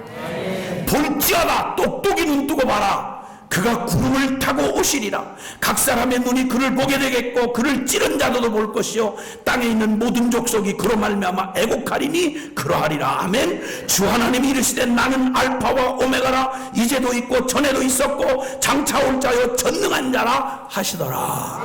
이게 우리가 아버지라고 부르는 우리 하나님의 선포예요. 모든 역사가 내 손에 있다. 로마도 내 손에 있고 온 열방이 내 손에 있다. 그러면 내 일생, 너의 조그마한 한 일생 너 내 손에 있다. 걱정하지 말아라. 이 염려가 은사인 사랑하는 딸아, 이 걱정이 아주 능력인 이 사랑하는 아들아, 제발 좀 눈을 뜨고 나를 좀 바라봐라. 나라와 권세와 영광이 세세무궁토록 하나님에게 있다.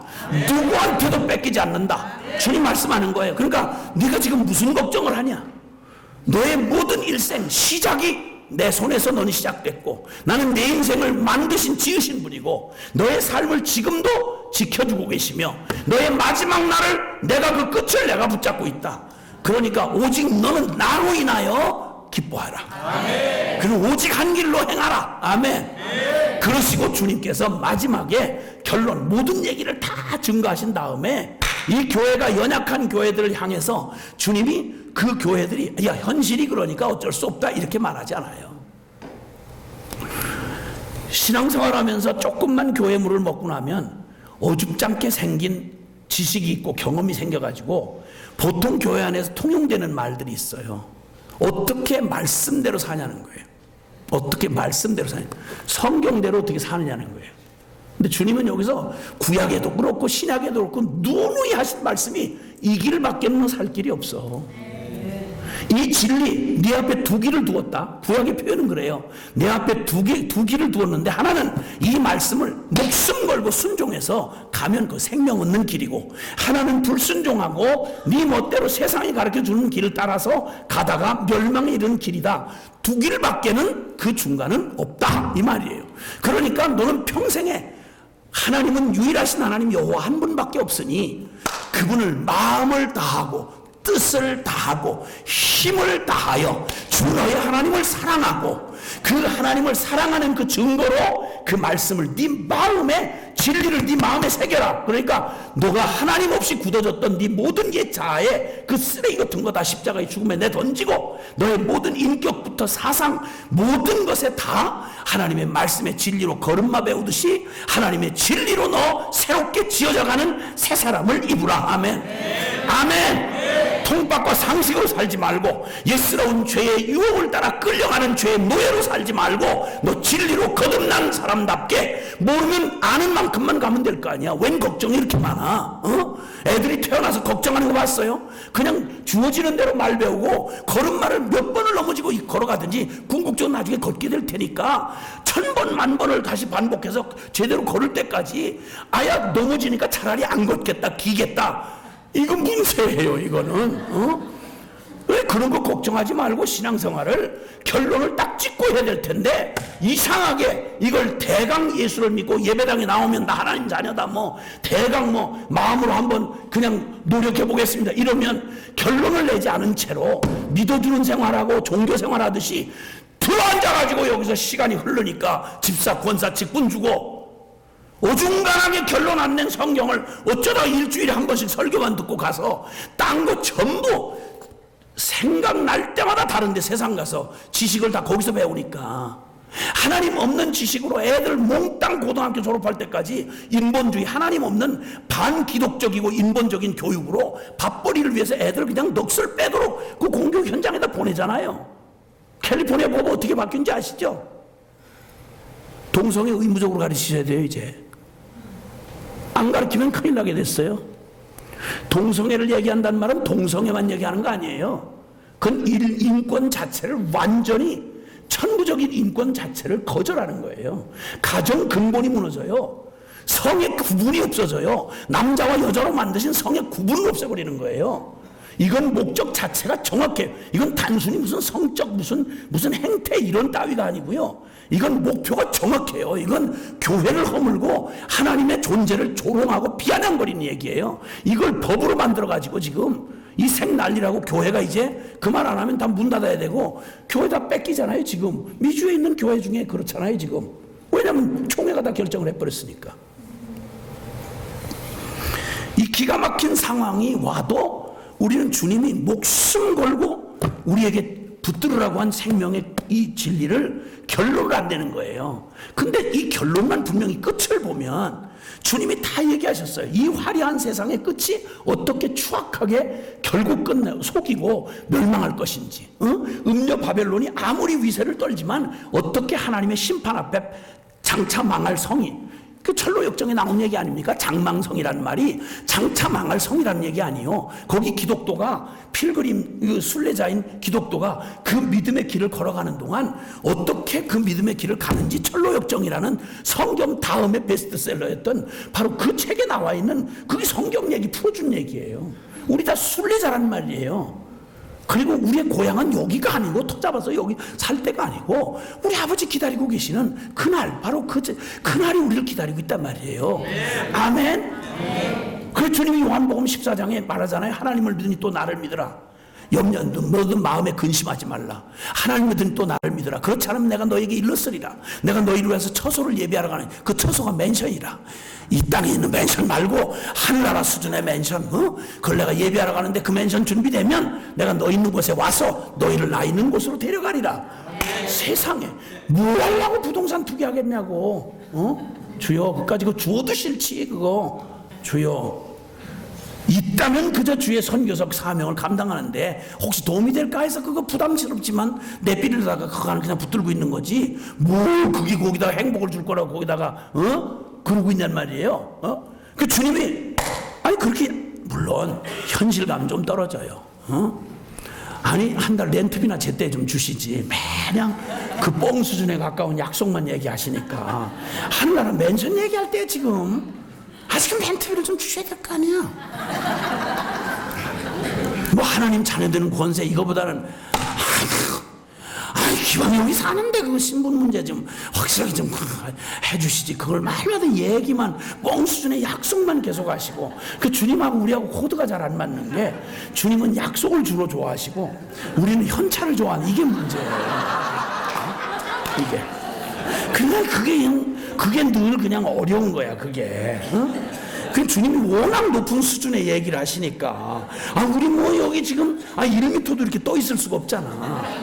그런 우리를 막 그냥 하늘에 속한 백성이라고 막 하늘에 시민권 가졌다고 막 이렇게 얘기하시니까 실감이 안 나는 거예요. 아무것도 염려하지 말래. 살아보시라고. 여기 염려 안 하나. 염려를 안 할 수가 있나. 아유, 그 집주인한테 한번 시달려 보세요 그거.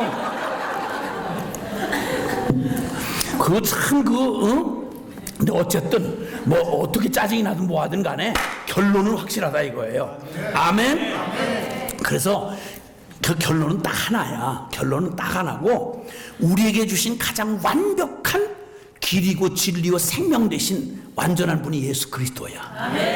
요한복음에는 요한복음에 자기 선언이라는 표현을 해요. 예수님이 나는 누구이다 이렇게 말하는 에고 에이미 이런 표현이 있는데, 나는 나다 이런 말이에요. 그런데 그 말은 스스로 계시는 하나님만이 하실 수 있는 말이고, 피조물은 그렇게 말했다는 크게 벼락 맞아요. 그러면 안 돼요. 나는 빛이다. 나는 나다. 건들지 마라. 이랬다 그냥 한 방에 가는 거예요 그냥. 네가 놓으면 그냥 한번 살아봐라 그러면. 인간이가 하나님 떠나면 별짓 다 해요. 어쨌든 뭐 근데 내버려두세요. 내버려두고. 근데 어쨌든 그 말씀을 하시는 예수님은 육신을 입고 이 땅에 오셨지만 그분은 하나님이셨잖아요. 그러니까 하나님 차원의 선언을 하시는데, 요한복음에는 약 7가지의 선언이 나와요. 나는 빛이다. 나는 이다. 이러는 건 스스로 계시는 하나님의 자기 선언이에요. 그 구약의 표현에는 나는 여호와라, 이 말은 나는 스스로 있는 자다. 그러니까 나는 나다 이런 표현이에요. 그게 하나님이세요.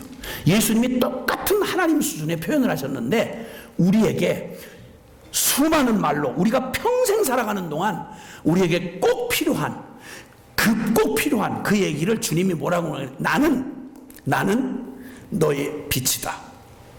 나는 생명수다. 나는 문이다. 나는 선한 목자다. 나는 길이다. 나는 생명의 떡이다. 나는 생명이고 부활이다. 내가 곧 길이고 진리요 생명이다. 예수 그리스도는 우리의 모든 것, 쉽게 말하면 육으로 없어질 삶이 아닌, 죄의 노예로 사는 삶이 아닌, 하나님이 우리에게 주고자 했던 완전한 새 생명, 하늘에 속한 생명, 거룩한 생명, 영의 생명, 이 모든 생명을 살아가는 일에 모든 것이 되시는 분이 예수 그리스도이세요. 그러니까 예수면 따다 그 말이에요. 예수면 충분하다 이 말이에요. 할렐루야. 제일 문제는 예수가 전부가 안 된 게 문제예요.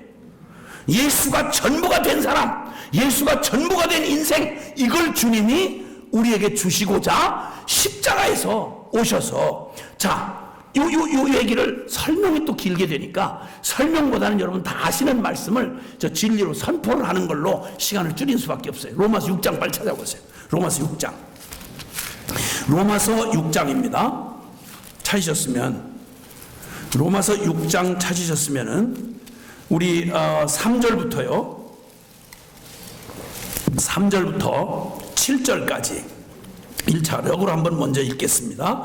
시작. 무릇 그리스도 예수와 합하여 세를 받은 우리는 그의 죽으심과 합하여 세를 받은 줄을 알지 못하느냐? 그러므로 우리가 그의 죽으심과 합하여 세례를 받음으로 그와 함께 장사되었나니 이는 아버지의 영광으로 말미암아 그리스도를 죽은 자 가운데서 살리신과 같이 우리로 또한 새 생명 가운데서 행하게 하려 함이라. 그만. 지금 우리가 받은 침례 혹은 세례의 의미를 우리가 예수 믿고 성령께서 우리 안에 이 복음의 진리를 듣고 우리가 그걸 믿었다. 이게 실제가 된 사람은 뭘 믿었다는 말인 거 아니? 예수님의 죽으심, 그 죽으심과 합하여 세례 침례를 받은 우리는 그의 죽으심과 합하여 침례와 세례를 받은 줄을 알지 못하느냐? 예수 믿는다는 말의 의미가 예수 죽음을 내 죽음으로 받아들였다 이 말이에요. 그래서 그러므로 우리가 그의 죽으심과 합하여 세례를 받음으로 그와 함께 장사되었나니, 그러니까 이걸 믿으면, 이 진리를 믿은 사람에게 성령님은 우리 자신의 실체를 보게 하셔서, 아, 내가 이렇게 아무것도 살 가치도 능력도 없는 존재구나, 이걸 그대로 드러내 주셔서, 하하, 예수님의 죽음이 곧 나의 죽음이었구나 하는 걸 그대로 받아들이도록 내 마음에 예수님에게 일어났던 바로 그 죽음을 내 안에, 내 영혼에 적용시키셔가지고 나의 모든 나의 자아인식, 내가 자아로 살아왔던 나의 옛 병든 자아가 완전히 마음의 사형 선고를 받아서 죽을 뿐만 아니라 장사 지낸 바 되었나니, 예수와 함께. 그리고 이는 뭐 하려고 하시느냐? 아버지의 영광으로 말미암아 그리스도를 죽은 자 가운데서 부활시켜 살리심과 똑같이 우리로 또한 옛날에 내가 아니라 이젠 예수와 연합하여 부활한 생명, 새 생명으로 예수님을 전부로 받아들여서 그 예수님과 함께 새 생명 가운데서 행하게 하려 함이라. 아멘.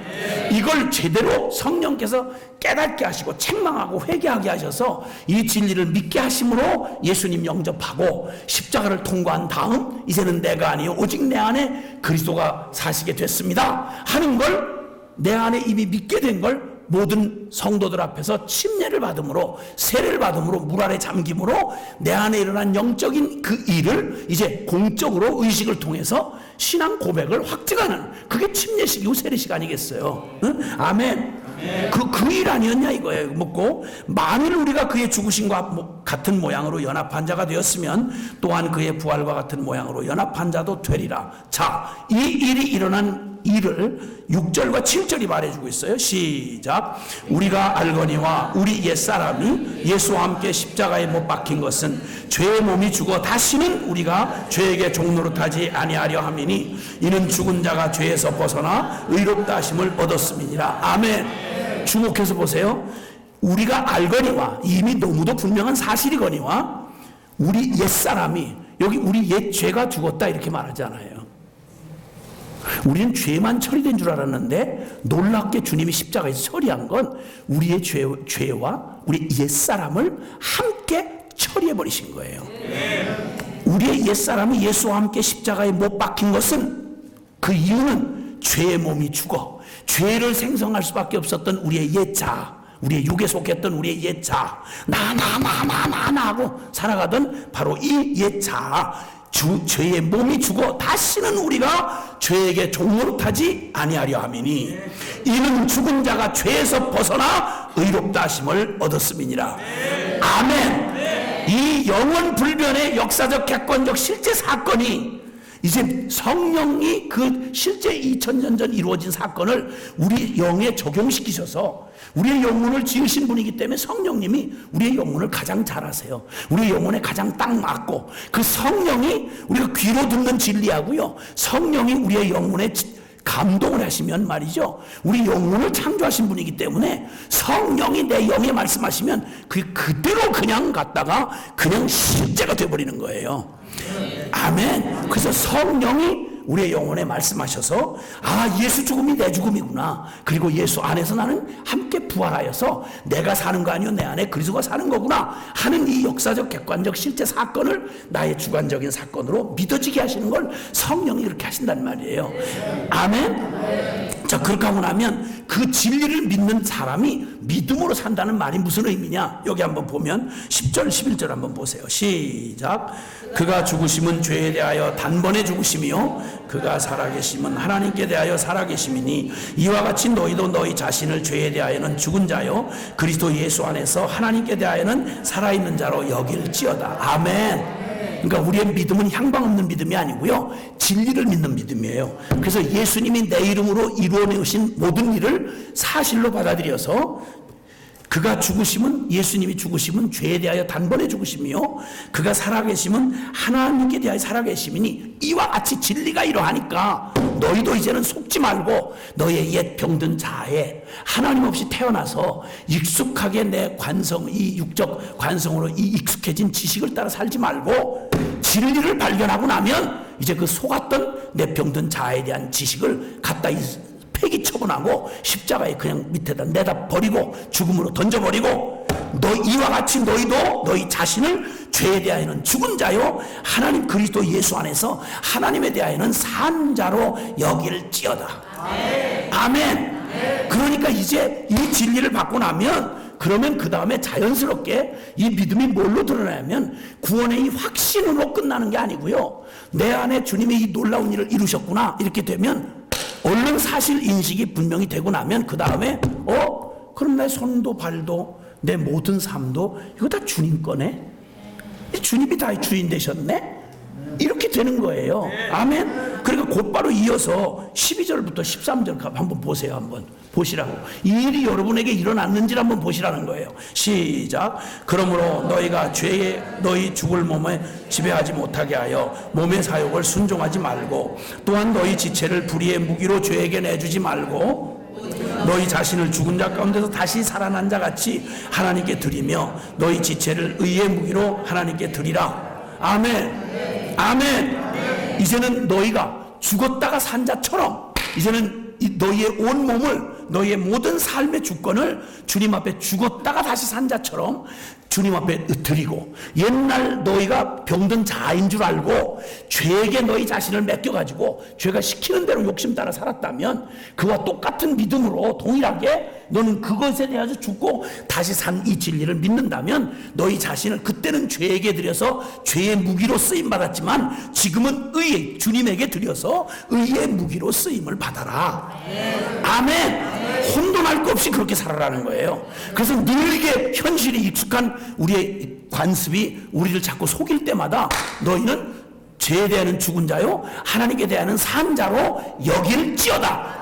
여기고 그 다음에 그 여겨진 진리 안에 너희 자신을, 진리를 따라 너희 자신을 회복 아래 찬송처럼 나의 생명 드리니 주여 받아주시고, 나의 손을 드리니, 나의 발을 드리니, 나의 시간 드리니, 나의 모든 걸 드리니 주여 받아주셔서 나를 써주십시오. 아멘. 아멘. 이렇게 자신을, 이 온전한 구원의 믿음을 그 확신한 사람이라면 그 받은 바의 구원을 날마다 누리는 삶이 뭐냐면 그 구원받은 진리에 자신을 그대로 들여서 자신을, 쉽게 말하면 헌신하다 이 말이에요. 주권을 완전히 넘기라 이 말이에요. 일을 만날 때마다 주님 앞에 넘길까 말까, 내가 할까 주님께 맡길까, 이 여지를 두어가지고는 계속 혼돈, 결론이 안 나면 매일 이 혼돈의 삶을 계속 간단 말이에요. 그래서 조금 은혜 받으면 조금 뭔가 이렇게 좀 하는 듯 하다가 조금만 뭐 하면 옛날 도루묵이 돼가지고 또 통박 상식으로 돌아간단 말이에요. 그래서 아예 확실하게 나의 주권을 그냥 주님 앞에 아야 집문서 다 남기고 잔금 받았으면 방 빼라 이거예요. 방 빼라요. 양도 계약서 다 도장 찍고 다 마지막 잔금까지 다 치렀으면 주인이 들어오시도록 방 빼라 이거야. 요것만 남기면 안 돼요. 요건 나중에 내일 드리면 안 돼. 이러지 말고 아주 확실하게 방 빼고 주인한테 확실히 주권을 넘기란 말이야. 그럼 그때부터 누구 눈치를 보는 거 아니? 주님 눈치 보는 거지. 주님 오늘 뭐 해야 되죠? 그러니까 묵상 안 할 수가 없어. 아침에 눈 뜨면 믿음으로 산다는 말은 눈 뜨고 오늘 성급하게 나 막 설치고 이러지 말고 주님 앞에 묻는 거예요. 무슨 사건 딱 생기면 내가 직접 책임지는 거 아닌데 뭐 놀랄 일이 뭐야. 읍스. 그리고 주의요. 그러고는 그냥 주님 앞에 나한테 약간 그렇지 뭐 주님도 놀라시겠습니까? 주여. 아이고 괜찮아요. 주님 얼마든지 하실 수 있지만 그러나 주여 어떡할까요 제가? 가만히 기다릴까요? 한 건 할까요? 이렇게 물어봐서 그냥 기다려요. 대답 없으시면 대답 없으면 그냥 기다릴 거예요. 그리고 가만히 있으면 된단 말이에요. 아멘. 네. 삶이 똑같이 밥 먹고 사는 것 같은데 완전히 하늘 땅 차이가 달라지는 거예요. 왜냐하면 책임 주권이 다 주님 앞에 넘어가니까 걱정은 놀랄 일이 없는 거예요. 내가 그걸 했어서 뭐 할 거야? 내가 염려해서 뭐해? 내가 염려한다고 뭐 머리카락 하나나 희게나 검게 할 수 있어요? 희게 검게는 그만둬 놓고 가는 머리를 내가 막을 수가 있어요? 응? 그러니까 그냥 뭐 아무것도 할 수 없는 거야. 그러면 뭐라도 좀 하고 할 능력이 있을 때는 고민이 많아. 이걸로 내가 이거 해야 되나 말아야 되나 어디까지 해야 되나. 그런데 아예 능력 없고 이거 완전히 굳어놨다 싶으면 그 다음엔 배짱이 생겨. 내가 뭐 어차피 고민 갈등할 게 어디 있어. 다 주님이 고 잡신 삶에서 지 잡신지 주님이 하시는 거지 뭐. 할렐루야. 뭐 하고 간단 말이에요. 그 걱정이 하나도 없는 거야. 응? 아멘. 아멘. 펄펄 뛰는 마누라도 두렵질 않아요 이제는. 그 내가 이렇게 어떻게 할 수 없다는 건 지금까지 산 것만도 충분하다 경험이. 주여 주님 앞에 주님이 다 맡겨주셨으니까 주님이 알아서 다루세요. 응? 저 여자 나는 내 여자 아닙니다. 주님의 딸이지. 주님이 맡아주세요. 이렇게 하면 주님이 손보기 시작하면 하룻밤 사이도 바뀌어요. 어디다가 감히 한번 주님 앞에 어디다가 지금 허술한 신랑이야 맞서 볼 거지만 어디 주님하고 같이 어디다가 손을 내밀어. 그 손목이 어떻게 되려고 어디다 째려보고 그래. 주님 앞에 얼른 깨갱하고 이렇게 엎어져 순종해야지. 그러니까 로마서 12장 1절에 제가 이 한 말이 그냥 말이 아니고요. 요 똑같은 의미를 로마서 12장 1절 2절에 이렇게 말해요. 그러므로 사랑하는 형제들아 하나님의 모든 자비하심으로 너희를 권하노니 너희의 몸을 하나님이 기뻐하시는 거룩한 산 제물로 드리라. 이는 너희가 드릴 영적 예배니라. 그리고 2절에 그걸 해석해 주세요. 그러므로 너희는 이 세대를 본받지 말고 오직 마음을 새롭게 함으로 변화를 받아 죽었다가 다시 산 자같이 새롭게 함으로 변화를 받아 하나님 아버지의 선하시고 기뻐하시고 온전하신 뜻이 무엇인지만 분별해라. 아멘. 그러니까 주님 어디로 가시는지 주님 가면 나도 가고 주님 서면 나도 서고 주님이 기다리면 기다리고. 그래서 내가 하는 거 아니니까. 인간이 인간 바꿀 수 있는 거 없어요. 자식도 내 힘으로 못 바꿔요 여러분. 사람으로 할 수 없는 일을 하나님이 하시는 일이 바로 우리가 사는 믿음의 삶이고 그게 목회고 그게 가정교회고 그게 영혼을 구원하는 일이고 아무것도 내 힘으로 될 거 아무것도 없어요. 그러니까 걱정 하나도 안 하고 이렇게 막 떠드는 거예요. 아는 만큼. 왜냐하면 역사는 주님이 하실 테니까. 누가 저 같은 놈 말 듣고 변화받으신 분이 어디 있어요?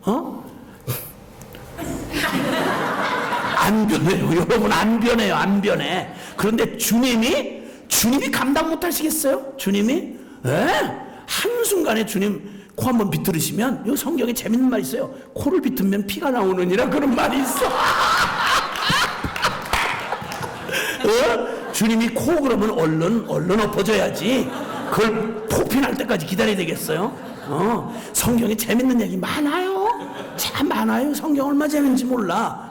그러니까 까불지 말고 그냥 주님 앞에 얼른 결론 내고 그냥 이 복음만 제대로 깨닫고 나면요. 그보다 더 놀라울 수가 없어. 결론 딱 붙잡았잖아. 우리 걱정하지 마시고요. 여기서 우리는 더 성공하고 말고 할 게 없는 사람들이야. 아멘? 아니 하나님 아들 딸 됐는데 무슨 성공을 더 할 게 있냐고. 아버지가 내 아버지가 됐는데 하나님께 다 내 거지. 다 주님 거 내 거 아니에요? 아멘? 아멘이지. 그럼 태평양 바다에 있는 거, 여기 지금 여기 태평양 바다에 있는 거, 샌프란시스코 앞에 있는 그 고기들 다 누구 거예요? 하나님 거지. 하나님 건 누구 거? 내 거지. 안 먹어도 그 비린 나서 못 먹어요, 그거. 그냥 안 먹어도 아버지 건데, 그걸 뭐 고기 못 먹어서 한 걸린 사람처럼 나는 고기도 못 먹고 회도 못 먹고 이러지 마세요. 우아하게 사세요, 우아하게. 그리고 솔직한 말로 근데 또 그런 얘기 하잖아요. 근데 그거 먹고 시장에 가서 그 돈 주고 사야 되잖아요. 그러잖아요. 나도 그거 조금 약간 마음이 어려웠어요. 큰 소리는 치는데 현실은 그게 아니잖아요. 그 돈을 꼭 주어야 살잖아. 그냥 가지고는 도둑놈이라 그러잖아요. 그래서 뭐 주님 거라고 그냥 내용만 그렇고 뭐 현실로는 별론데요, 이런 마음이 좀 있었던 터에 주님께서 또 그런 나를 또 위로해 주시느라고 깨닫게 해주셨어요. 그래도 머리가 있으니까 또 주님이 음성 꼭 안 들려도 생각나잖아요. 저는 제 수준에 맞게 늘 깨닫게 해주세요. 도둑놈아, 수고비는 줘야 될 거 아니냐. 알고 봤더니 고깃값을 내고 사 먹은 적이 없더라고. 다 그거 가서 어부들이 가서 배 타고 기름값에 그거 건지고 밤새도록 해가지고 우리가 꼭 먹고 싶을 때 딱 그냥 시장터에다가 어물전에다 갖다 놓고 돈만 딱 주면 이렇게 할 수 있도록. 그러니까 고깃값을 내본 적이 없고 고기 운반비 잡은 거 이런 수고비는 주는 거예요. 그건 줘야지. 그럼 너 그거 아까우면 네가 가서 직접 건져 먹으라고. 차라리 1,000원 주고 고등 안손 사 먹는 게 낫지. 그걸 아끼겠다고 저 태평양 바다에 들어갔다가 지금까지 안 나와. 지금까지 안 나와. 이렇게 사람 옹졸하게 살지 말고, 그리고 가서 그거 깎지 말아요. 깎지 말고 아버지 아들 딸답게, 우리 아버지 거 이렇게 관리하시느라 너무 수고 많다고 그 윗돈 한번 얹어주고 이렇게 기분 좋게. 누군데요? 아버지가 누구? 다 우리 거예요. 이거 다 우리 거. 주여. 그러니까 대한민국 집이 전부 다 우리 집이야. 물론 관리인들이 세요, 세게. 내가 뭐라고 얘기를 안 내줘. 그래서 저희는 주로 폐교 또 내지는 뭐 폐가 이런 데 고쳐가지고 써요. 좋지 그거. 그리고 꼭 필요할 때는 이렇게 빌려 쓰면 되잖아. 빌려 쓰고 이렇게 가면서 여리고 돌듯이 이렇게 손을 만지면서 주여 이거 주님 건데, 주여 이번에 필요한데, 이러면 그거 관리비 조금 주고 그럼 되는 거예요. 빌링한테 주면요 관리하다가 우리 깔려주고요. 청소를 하려고 생각해요. 청소를 매일 청소하다 죽는다니까. 필요할 때 관리인들한테 다 몇 개 두고 필요할 때 우리 아버지한테만 얘기하고 너무 수고 많으십니다. 우리 아버지 거 관리해 주시라고 너무 수고 많으십니다. 이렇게 하고 필요할 때 쓰고, 우리는 또 깨끗이 잊어버리고 바쁘게 살아야지. 하나님 아들 딸들이 지금 그런 데다 신경 쓸 수 있어요? 아멘?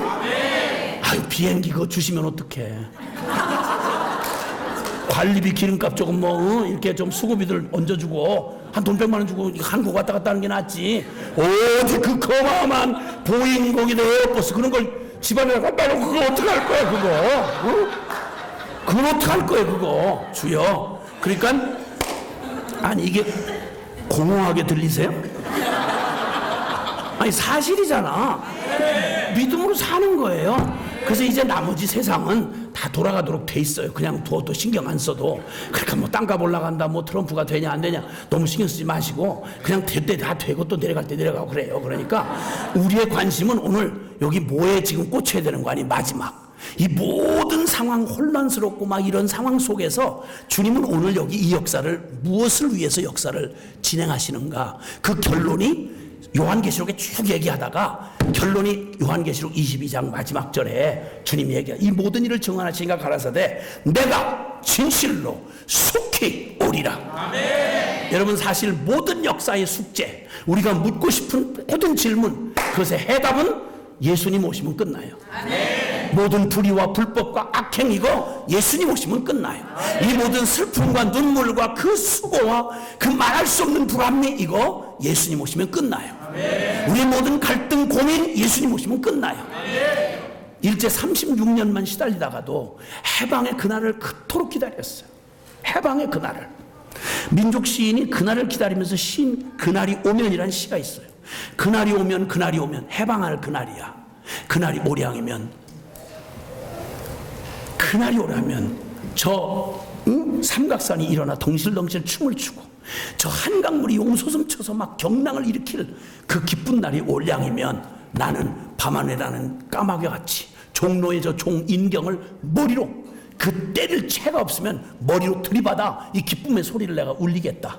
만약 육조 네거리 종로 네거리에 기쁨을 이기지 못한 해방을 한 이 사람들이 다 길거리 나와서 기쁨을 표현하겠는데 그 표현할 그걸 북을 돋아둘 북이 없으면 드는 칼로 내 가죽을 벗겨서 북을 만들어서 그 행렬 앞에 서오리라. 좋아서 죽사온들 무슨 한이 남으오리. 36년 일제의 악독한 그 억압에서 벗어나고 싶은 그날만 해도 그런데 이 인류의 이 슬픔과 고통을 끝장낼 그 마지막 날이 없었더라면 얼마나 끔찍한 거예요, 여러분. 중보기도 하시면서 세상을 조금만 한번 들여다보세요. 웃고 사는 게 미안해요. 우리처럼 이렇게 사는 게 너무 죄스러워요. 중보기도 하면서 저희는 중보기도 지금 16년째 매일 1시간씩 기도 2435라고 해서 전 세계 모든 나라를 매일 1시간씩 기도하는 기도를 지금까지 16년간 한 15,000명 이상이 같이 이어져 오고 있어요. 매일 1시간씩. 그러다가 전 세계를 처음으로 내가 본 거죠. 이 화려해 보이는 세상 이면에 상상도 할 수 없는 비극, 그리고 그 무서운 처절한 그 탄식 소리, 그 죄악들, 멀쩡해 보이는 사람들조차 그 심령으로 얼마나 고통스러운 시간들을 보내는지, 영혼도 없고 천국도 없고 하나님도 없는 사람들의 그 영혼들의 그 두려움과 목마름을 우리가 경험해 봤잖아요. 하나님 없는 삶을 우리가 경험해 봤잖아. 근데 주님이 이제 모든 눈에서 눈물을 씻기시고 모든 악을 심판하시고 정의가 최후로 승리하는 그날이 바로 예수님 오시는 날이야. 근데 그 예수님 오시는 날이 놀랍게도 교회인 저와 여러분에게 다른 어떤 것도 아니고 이 역사를 계수하는, 역사의 시간표를 정하는 가장 중요한 역사의 포인트가 있는데, 그게 바로 뭐냐? 마태복음 24장 14절에 이 천국 복음이 모든 민족에게 증언되기 위하여 온 세상에 전파되리니 그제야 끝이 오리라. 아멘. 그제야 끝이 오리라. 그 끝이 온다는 말이 예수님 다시 온다는 말이에요.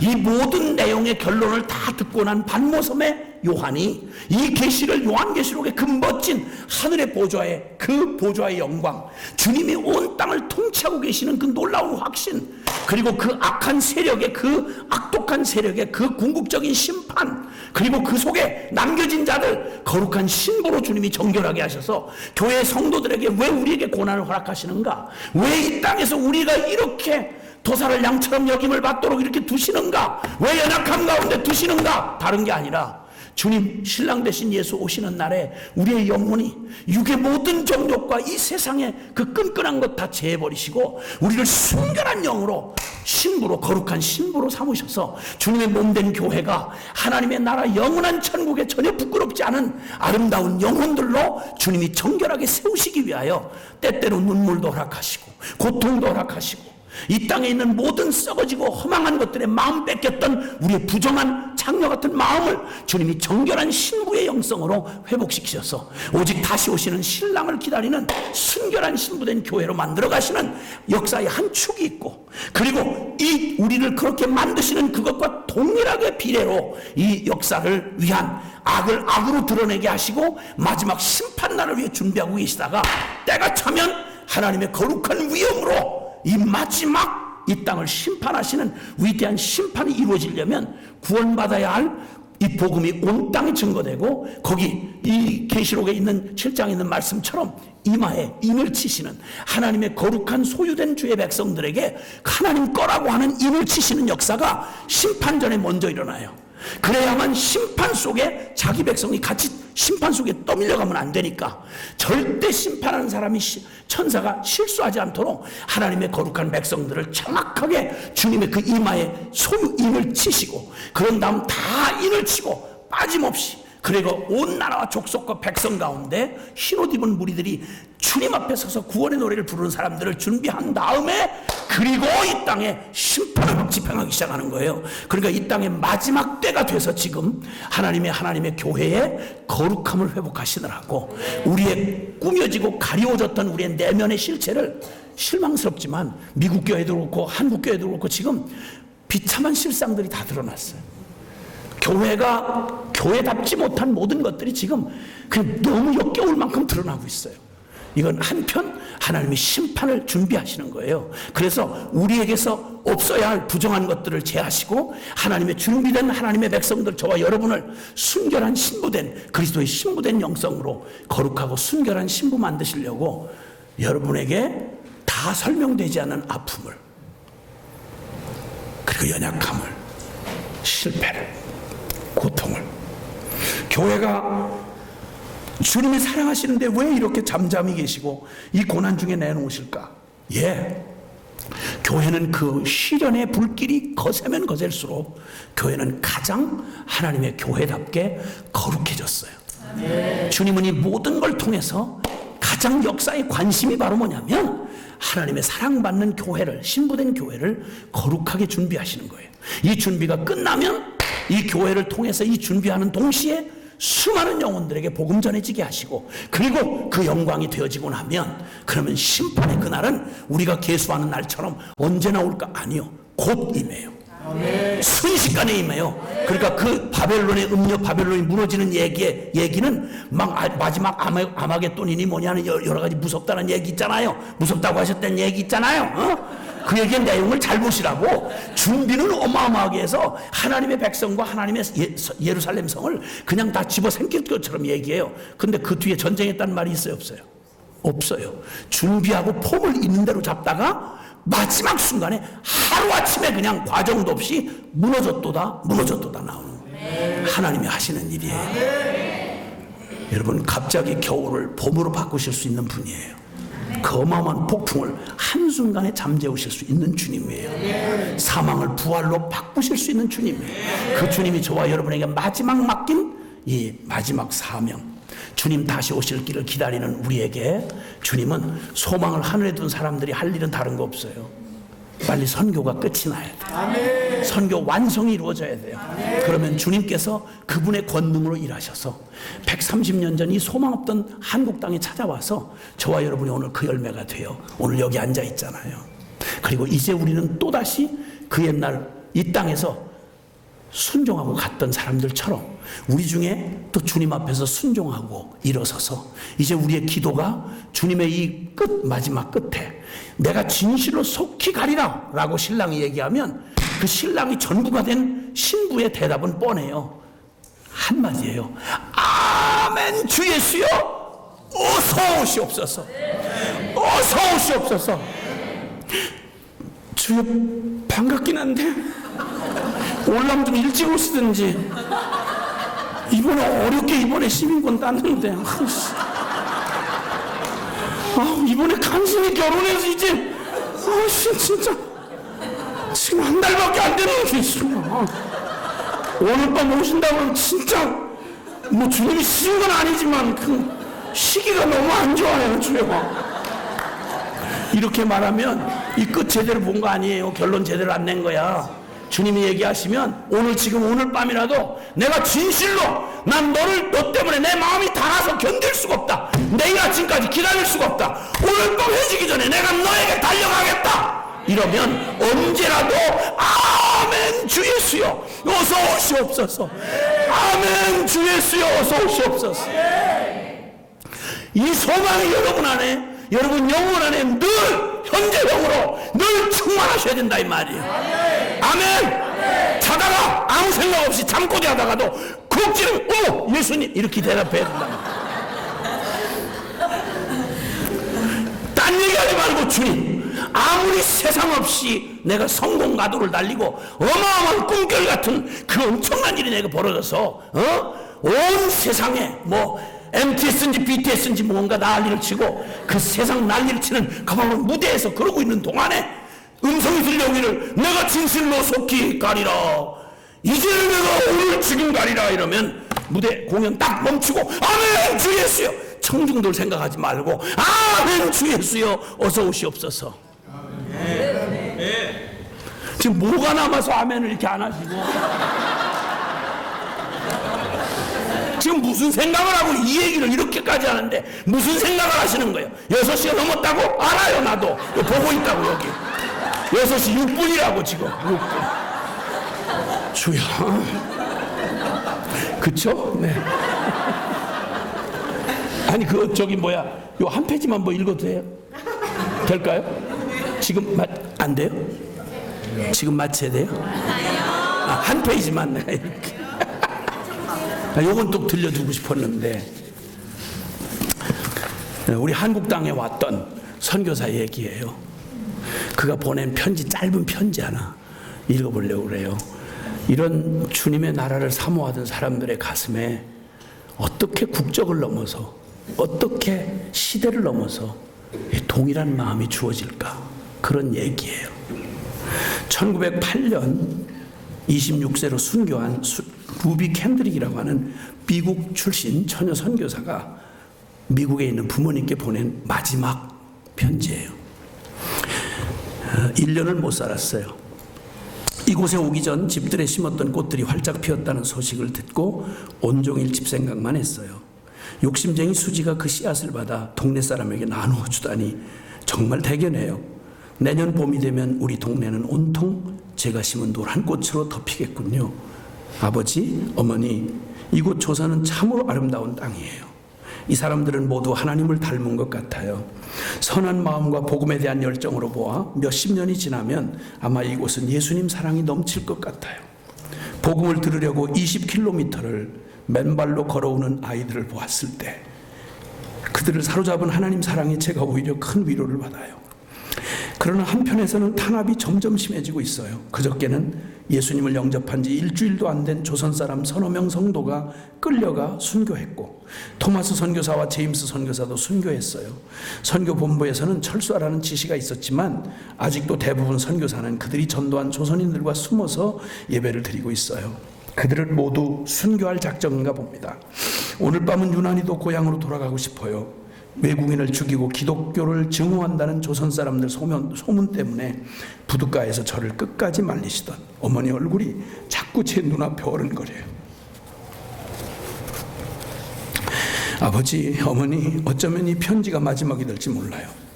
제가 이곳으로 오기 전 뒤뜰에 심었던 씨앗 한 알이 내년이면 온 동네에 가득 꽃으로 피겠죠. 그리고 또 다른 씨앗을 만들어내겠죠. 저는 이곳에서 작은 씨앗이 되기로 했어요. 제가 씨앗이 되어 이 땅에 묻히고 하나님 때가 되면 이 땅에도 많은 꽃이 피고 그 꽃의 씨앗은 다시 여러 나라에 뿌려지게 될 거예요. 저는 이 땅에 제 심장을 묻겠어요. 이 마음은 조선을 향한 저의 열정이 아니라 조선을 사랑하시는 하나님의 뜻임을 알게 되었어요. 아버지, 어머니 사랑해요. 양화진에 있는 그의 무덤에는 그가 남긴 마지막 고백이 이렇게 새겨져 있어요. 제가 바칠 1000개의 목숨이 있다면 그 모두를 조선을 위해 바치겠어요. 이렇게 고백을 했어요. 그리고 편지의 추신으로 만일 내가 죽으면 텍사스 청년들에게 10명씩, 20명씩, 50명씩 아침 저녁으로 조선으로 나오라고 전해주세요. 이게 텍사스 웹 이 청년에 보낸 마지막 편지 중에 있는 글이었습니다. 조선 사람, 같은 조선 사람인 우리가 어떻게 민족을 이렇게 사랑해 봤습니까? 그리고 여러분의 딸이 만약 어떤 선교지에서 이런 마지막 편지를 보내왔다고 하면 어떻게 생각이 되십니까? 우리 여기 앉아있는 이 기적이 그냥 주어진 게 아니라 2000년 전 갈보리 언덕에서 저와 여러분이 주님이라고 말하는 주님이 빨가벗겨서 사지가 뒤틀어지도록 저와 여러분을 구하려면 하나님이 그 아들을 버려야만 되는 그 끔찍한 선택을, 나를 선택하려고 아들을 버렸던 2000년 전에 그 일로부터 시작해서 한국 조선 땅에 이 복음이 들어올 때까지 한 번도 멈추질 않았습니다. 그리고 이 26살짜리가 예언한 대로 저는 전 세계를 6개 대륙을 다니다 보니까 한국 선교사들의 희생 소식을 많이 보게 되는 거죠. 외국 땅에서 두 아이를 한꺼번에 잃고 무덤에 엎어져서 통곡하던 선교사의 고백. 제가 복음학교를 시작하던 그날에 거기 섬기러 와 있는 목사님의 사모님이, 선교사 부인이 그 시간에 강도에게 순교를 당한 사건, 김선일이 사건. 저희 동료 선교사가 마지막 헌신의 힘을 다해 더운 나라에서 하다가 쓰러져 왔을 때 아빠 때문에 가장 상처를 많이 받았던 딸이 이 사역을 못 마치고 가는 그 마음 안타까워서 어려워하는 마지막 순간에 아빠 손을 붙잡고 뼈만 남은 손을 붙잡고 위로해 주기를 이렇게 해줬다 그래요. 아빠 선교, 캄보디아 선교 실패한 거 아니에요. 아빠 선교 끝난 거 아니에요. 왜냐하면 아빠 딸 내가 아빠 뒤를 이어서 선교 계속 할 거예요. 걱정하지 말고 어려워하지 말고 하나님 품으로 가시라고. 그렇게 아빠 보내고 지금도 홀로 된 엄마랑 그 자리를 지켜주고 있어요. 선교는 그런 거예요. 교회는 그래서 존재해요. 이 복음을 가진 교회는 그냥 대강 밥벌이하다가 갈 수가 없어요. 여러분 한 사람의 무릎을 꿇으시면 한 시간 기도를 해주시면 한 민족이 살아나요. 여러분 한 분의 기도와 여러분의 헌신과 여러분의 순종을 통해서 열방이 이 모든 저주와 슬픔을 끝내고 내가 진실로 속히 오겠다고 하시는 그냥 마음이 바짝 다른 신랑 되신 예수님이 오실 길을 준비하는 신부의 마지막 몸부림이 바로 그거예요. 기도하겠습니다.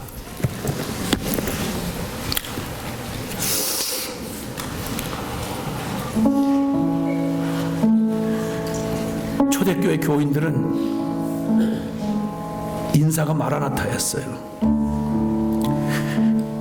주님이 지금 곧 오십니다 이 말이에요. 주님이 문 앞에 이르르셨어요 그 말이에요. 그러면 신부된 교인들은 아무리 아프고 절망스럽고 연약하고 비틀거리다가도 주님 오신다면 정신없이 일어나서 문을 향해 달려나가는 거예요. 우리 교회는 그런 영성으로 살아남는 게 교회예요. 뭐 평소에 보면 형편없죠. 이거 뭘 해먹겠나 싶죠. 아니요. 교회는 위기 앞에 서면 그리고 주님 오신다는 얘기만 생각하면 두 주먹이 불끈 쥐어지고 그까짓 그 세상 덧없어요. 그저 뒤로 훌훌 털고 주님을 향해 달려나가고 영혼을 향해서 우리 일어설 준비돼 있어요. 여러분 그렇게 주님을 사랑하는 분만 아멘 합시다. 여러분 가슴에 두 손을 좀 얹읍시다. 그냥 제가 기도를 할게요. 제가 그냥 기도할게요. 사랑하신 하나님 아버지, 어떻게 당신의 사랑을, 어떻게 이 복음 주신 당신의 마음을 표현할 수 있는지 모르겠습니다. 주님, 어떻게 인간의 언어로 전할 수 있겠습니까? 성령님, 우리 각자의 영혼을 지으신 우리 성령님이 우리 영혼에 말씀해 주시옵소서. 주님의 마음을 부어주옵소서. 나를 포기할 수 없어서, 나 같은 죄인을 포기할 수 없어서 하늘의 영광을 버리고 이 땅에 오시고 갈보리 언덕 십자가에 매달린 아들을 끝내 버리시면서 나를 선택하던 아버지의 그 열정과 그 마음을 우리 안에 부으셔서 주님 이제 멈추지 마시고 저희의 순종을 통하여 열방을 향하여 나아가게 주옵소서. 우리의 기도의 무릎을 강하게 주옵소서. 우리의 영혼을 다시 한번 일깨워 주셔서 눈을 들어 주를 보게 하옵소서. 주님의 나라를 보게 해 주옵소서. 그리고 이제는 그의 나라를 구하면 이 모든 것 더하시는 주님과 임마누엘 동행하는 영광을 매일 매순간 경험하게 하여 주옵소서. 세상에 썩어질 것 더 이상 구하지 않고 세상의 박수 소리 더 이상 귀 기울이지 아니하고 이제는 오직 주님과 함께 십자가 지고 주님 영광의 그날을 향해 주님 우리의 한 걸음을 살다가도 그 순간 되게 하도록 우리를 지켜 주옵소서. 사랑합니다 주님. 진실로 속히 오겠다고 하신 주님 앞에 저희도 진실로 고백합니다. 아멘 주 예수여 어서 오시옵소서. 아멘 주 예수여 어서 오시옵소서. 우리 구주 예수 그리스도의 이름으로 기도합니다. 아멘.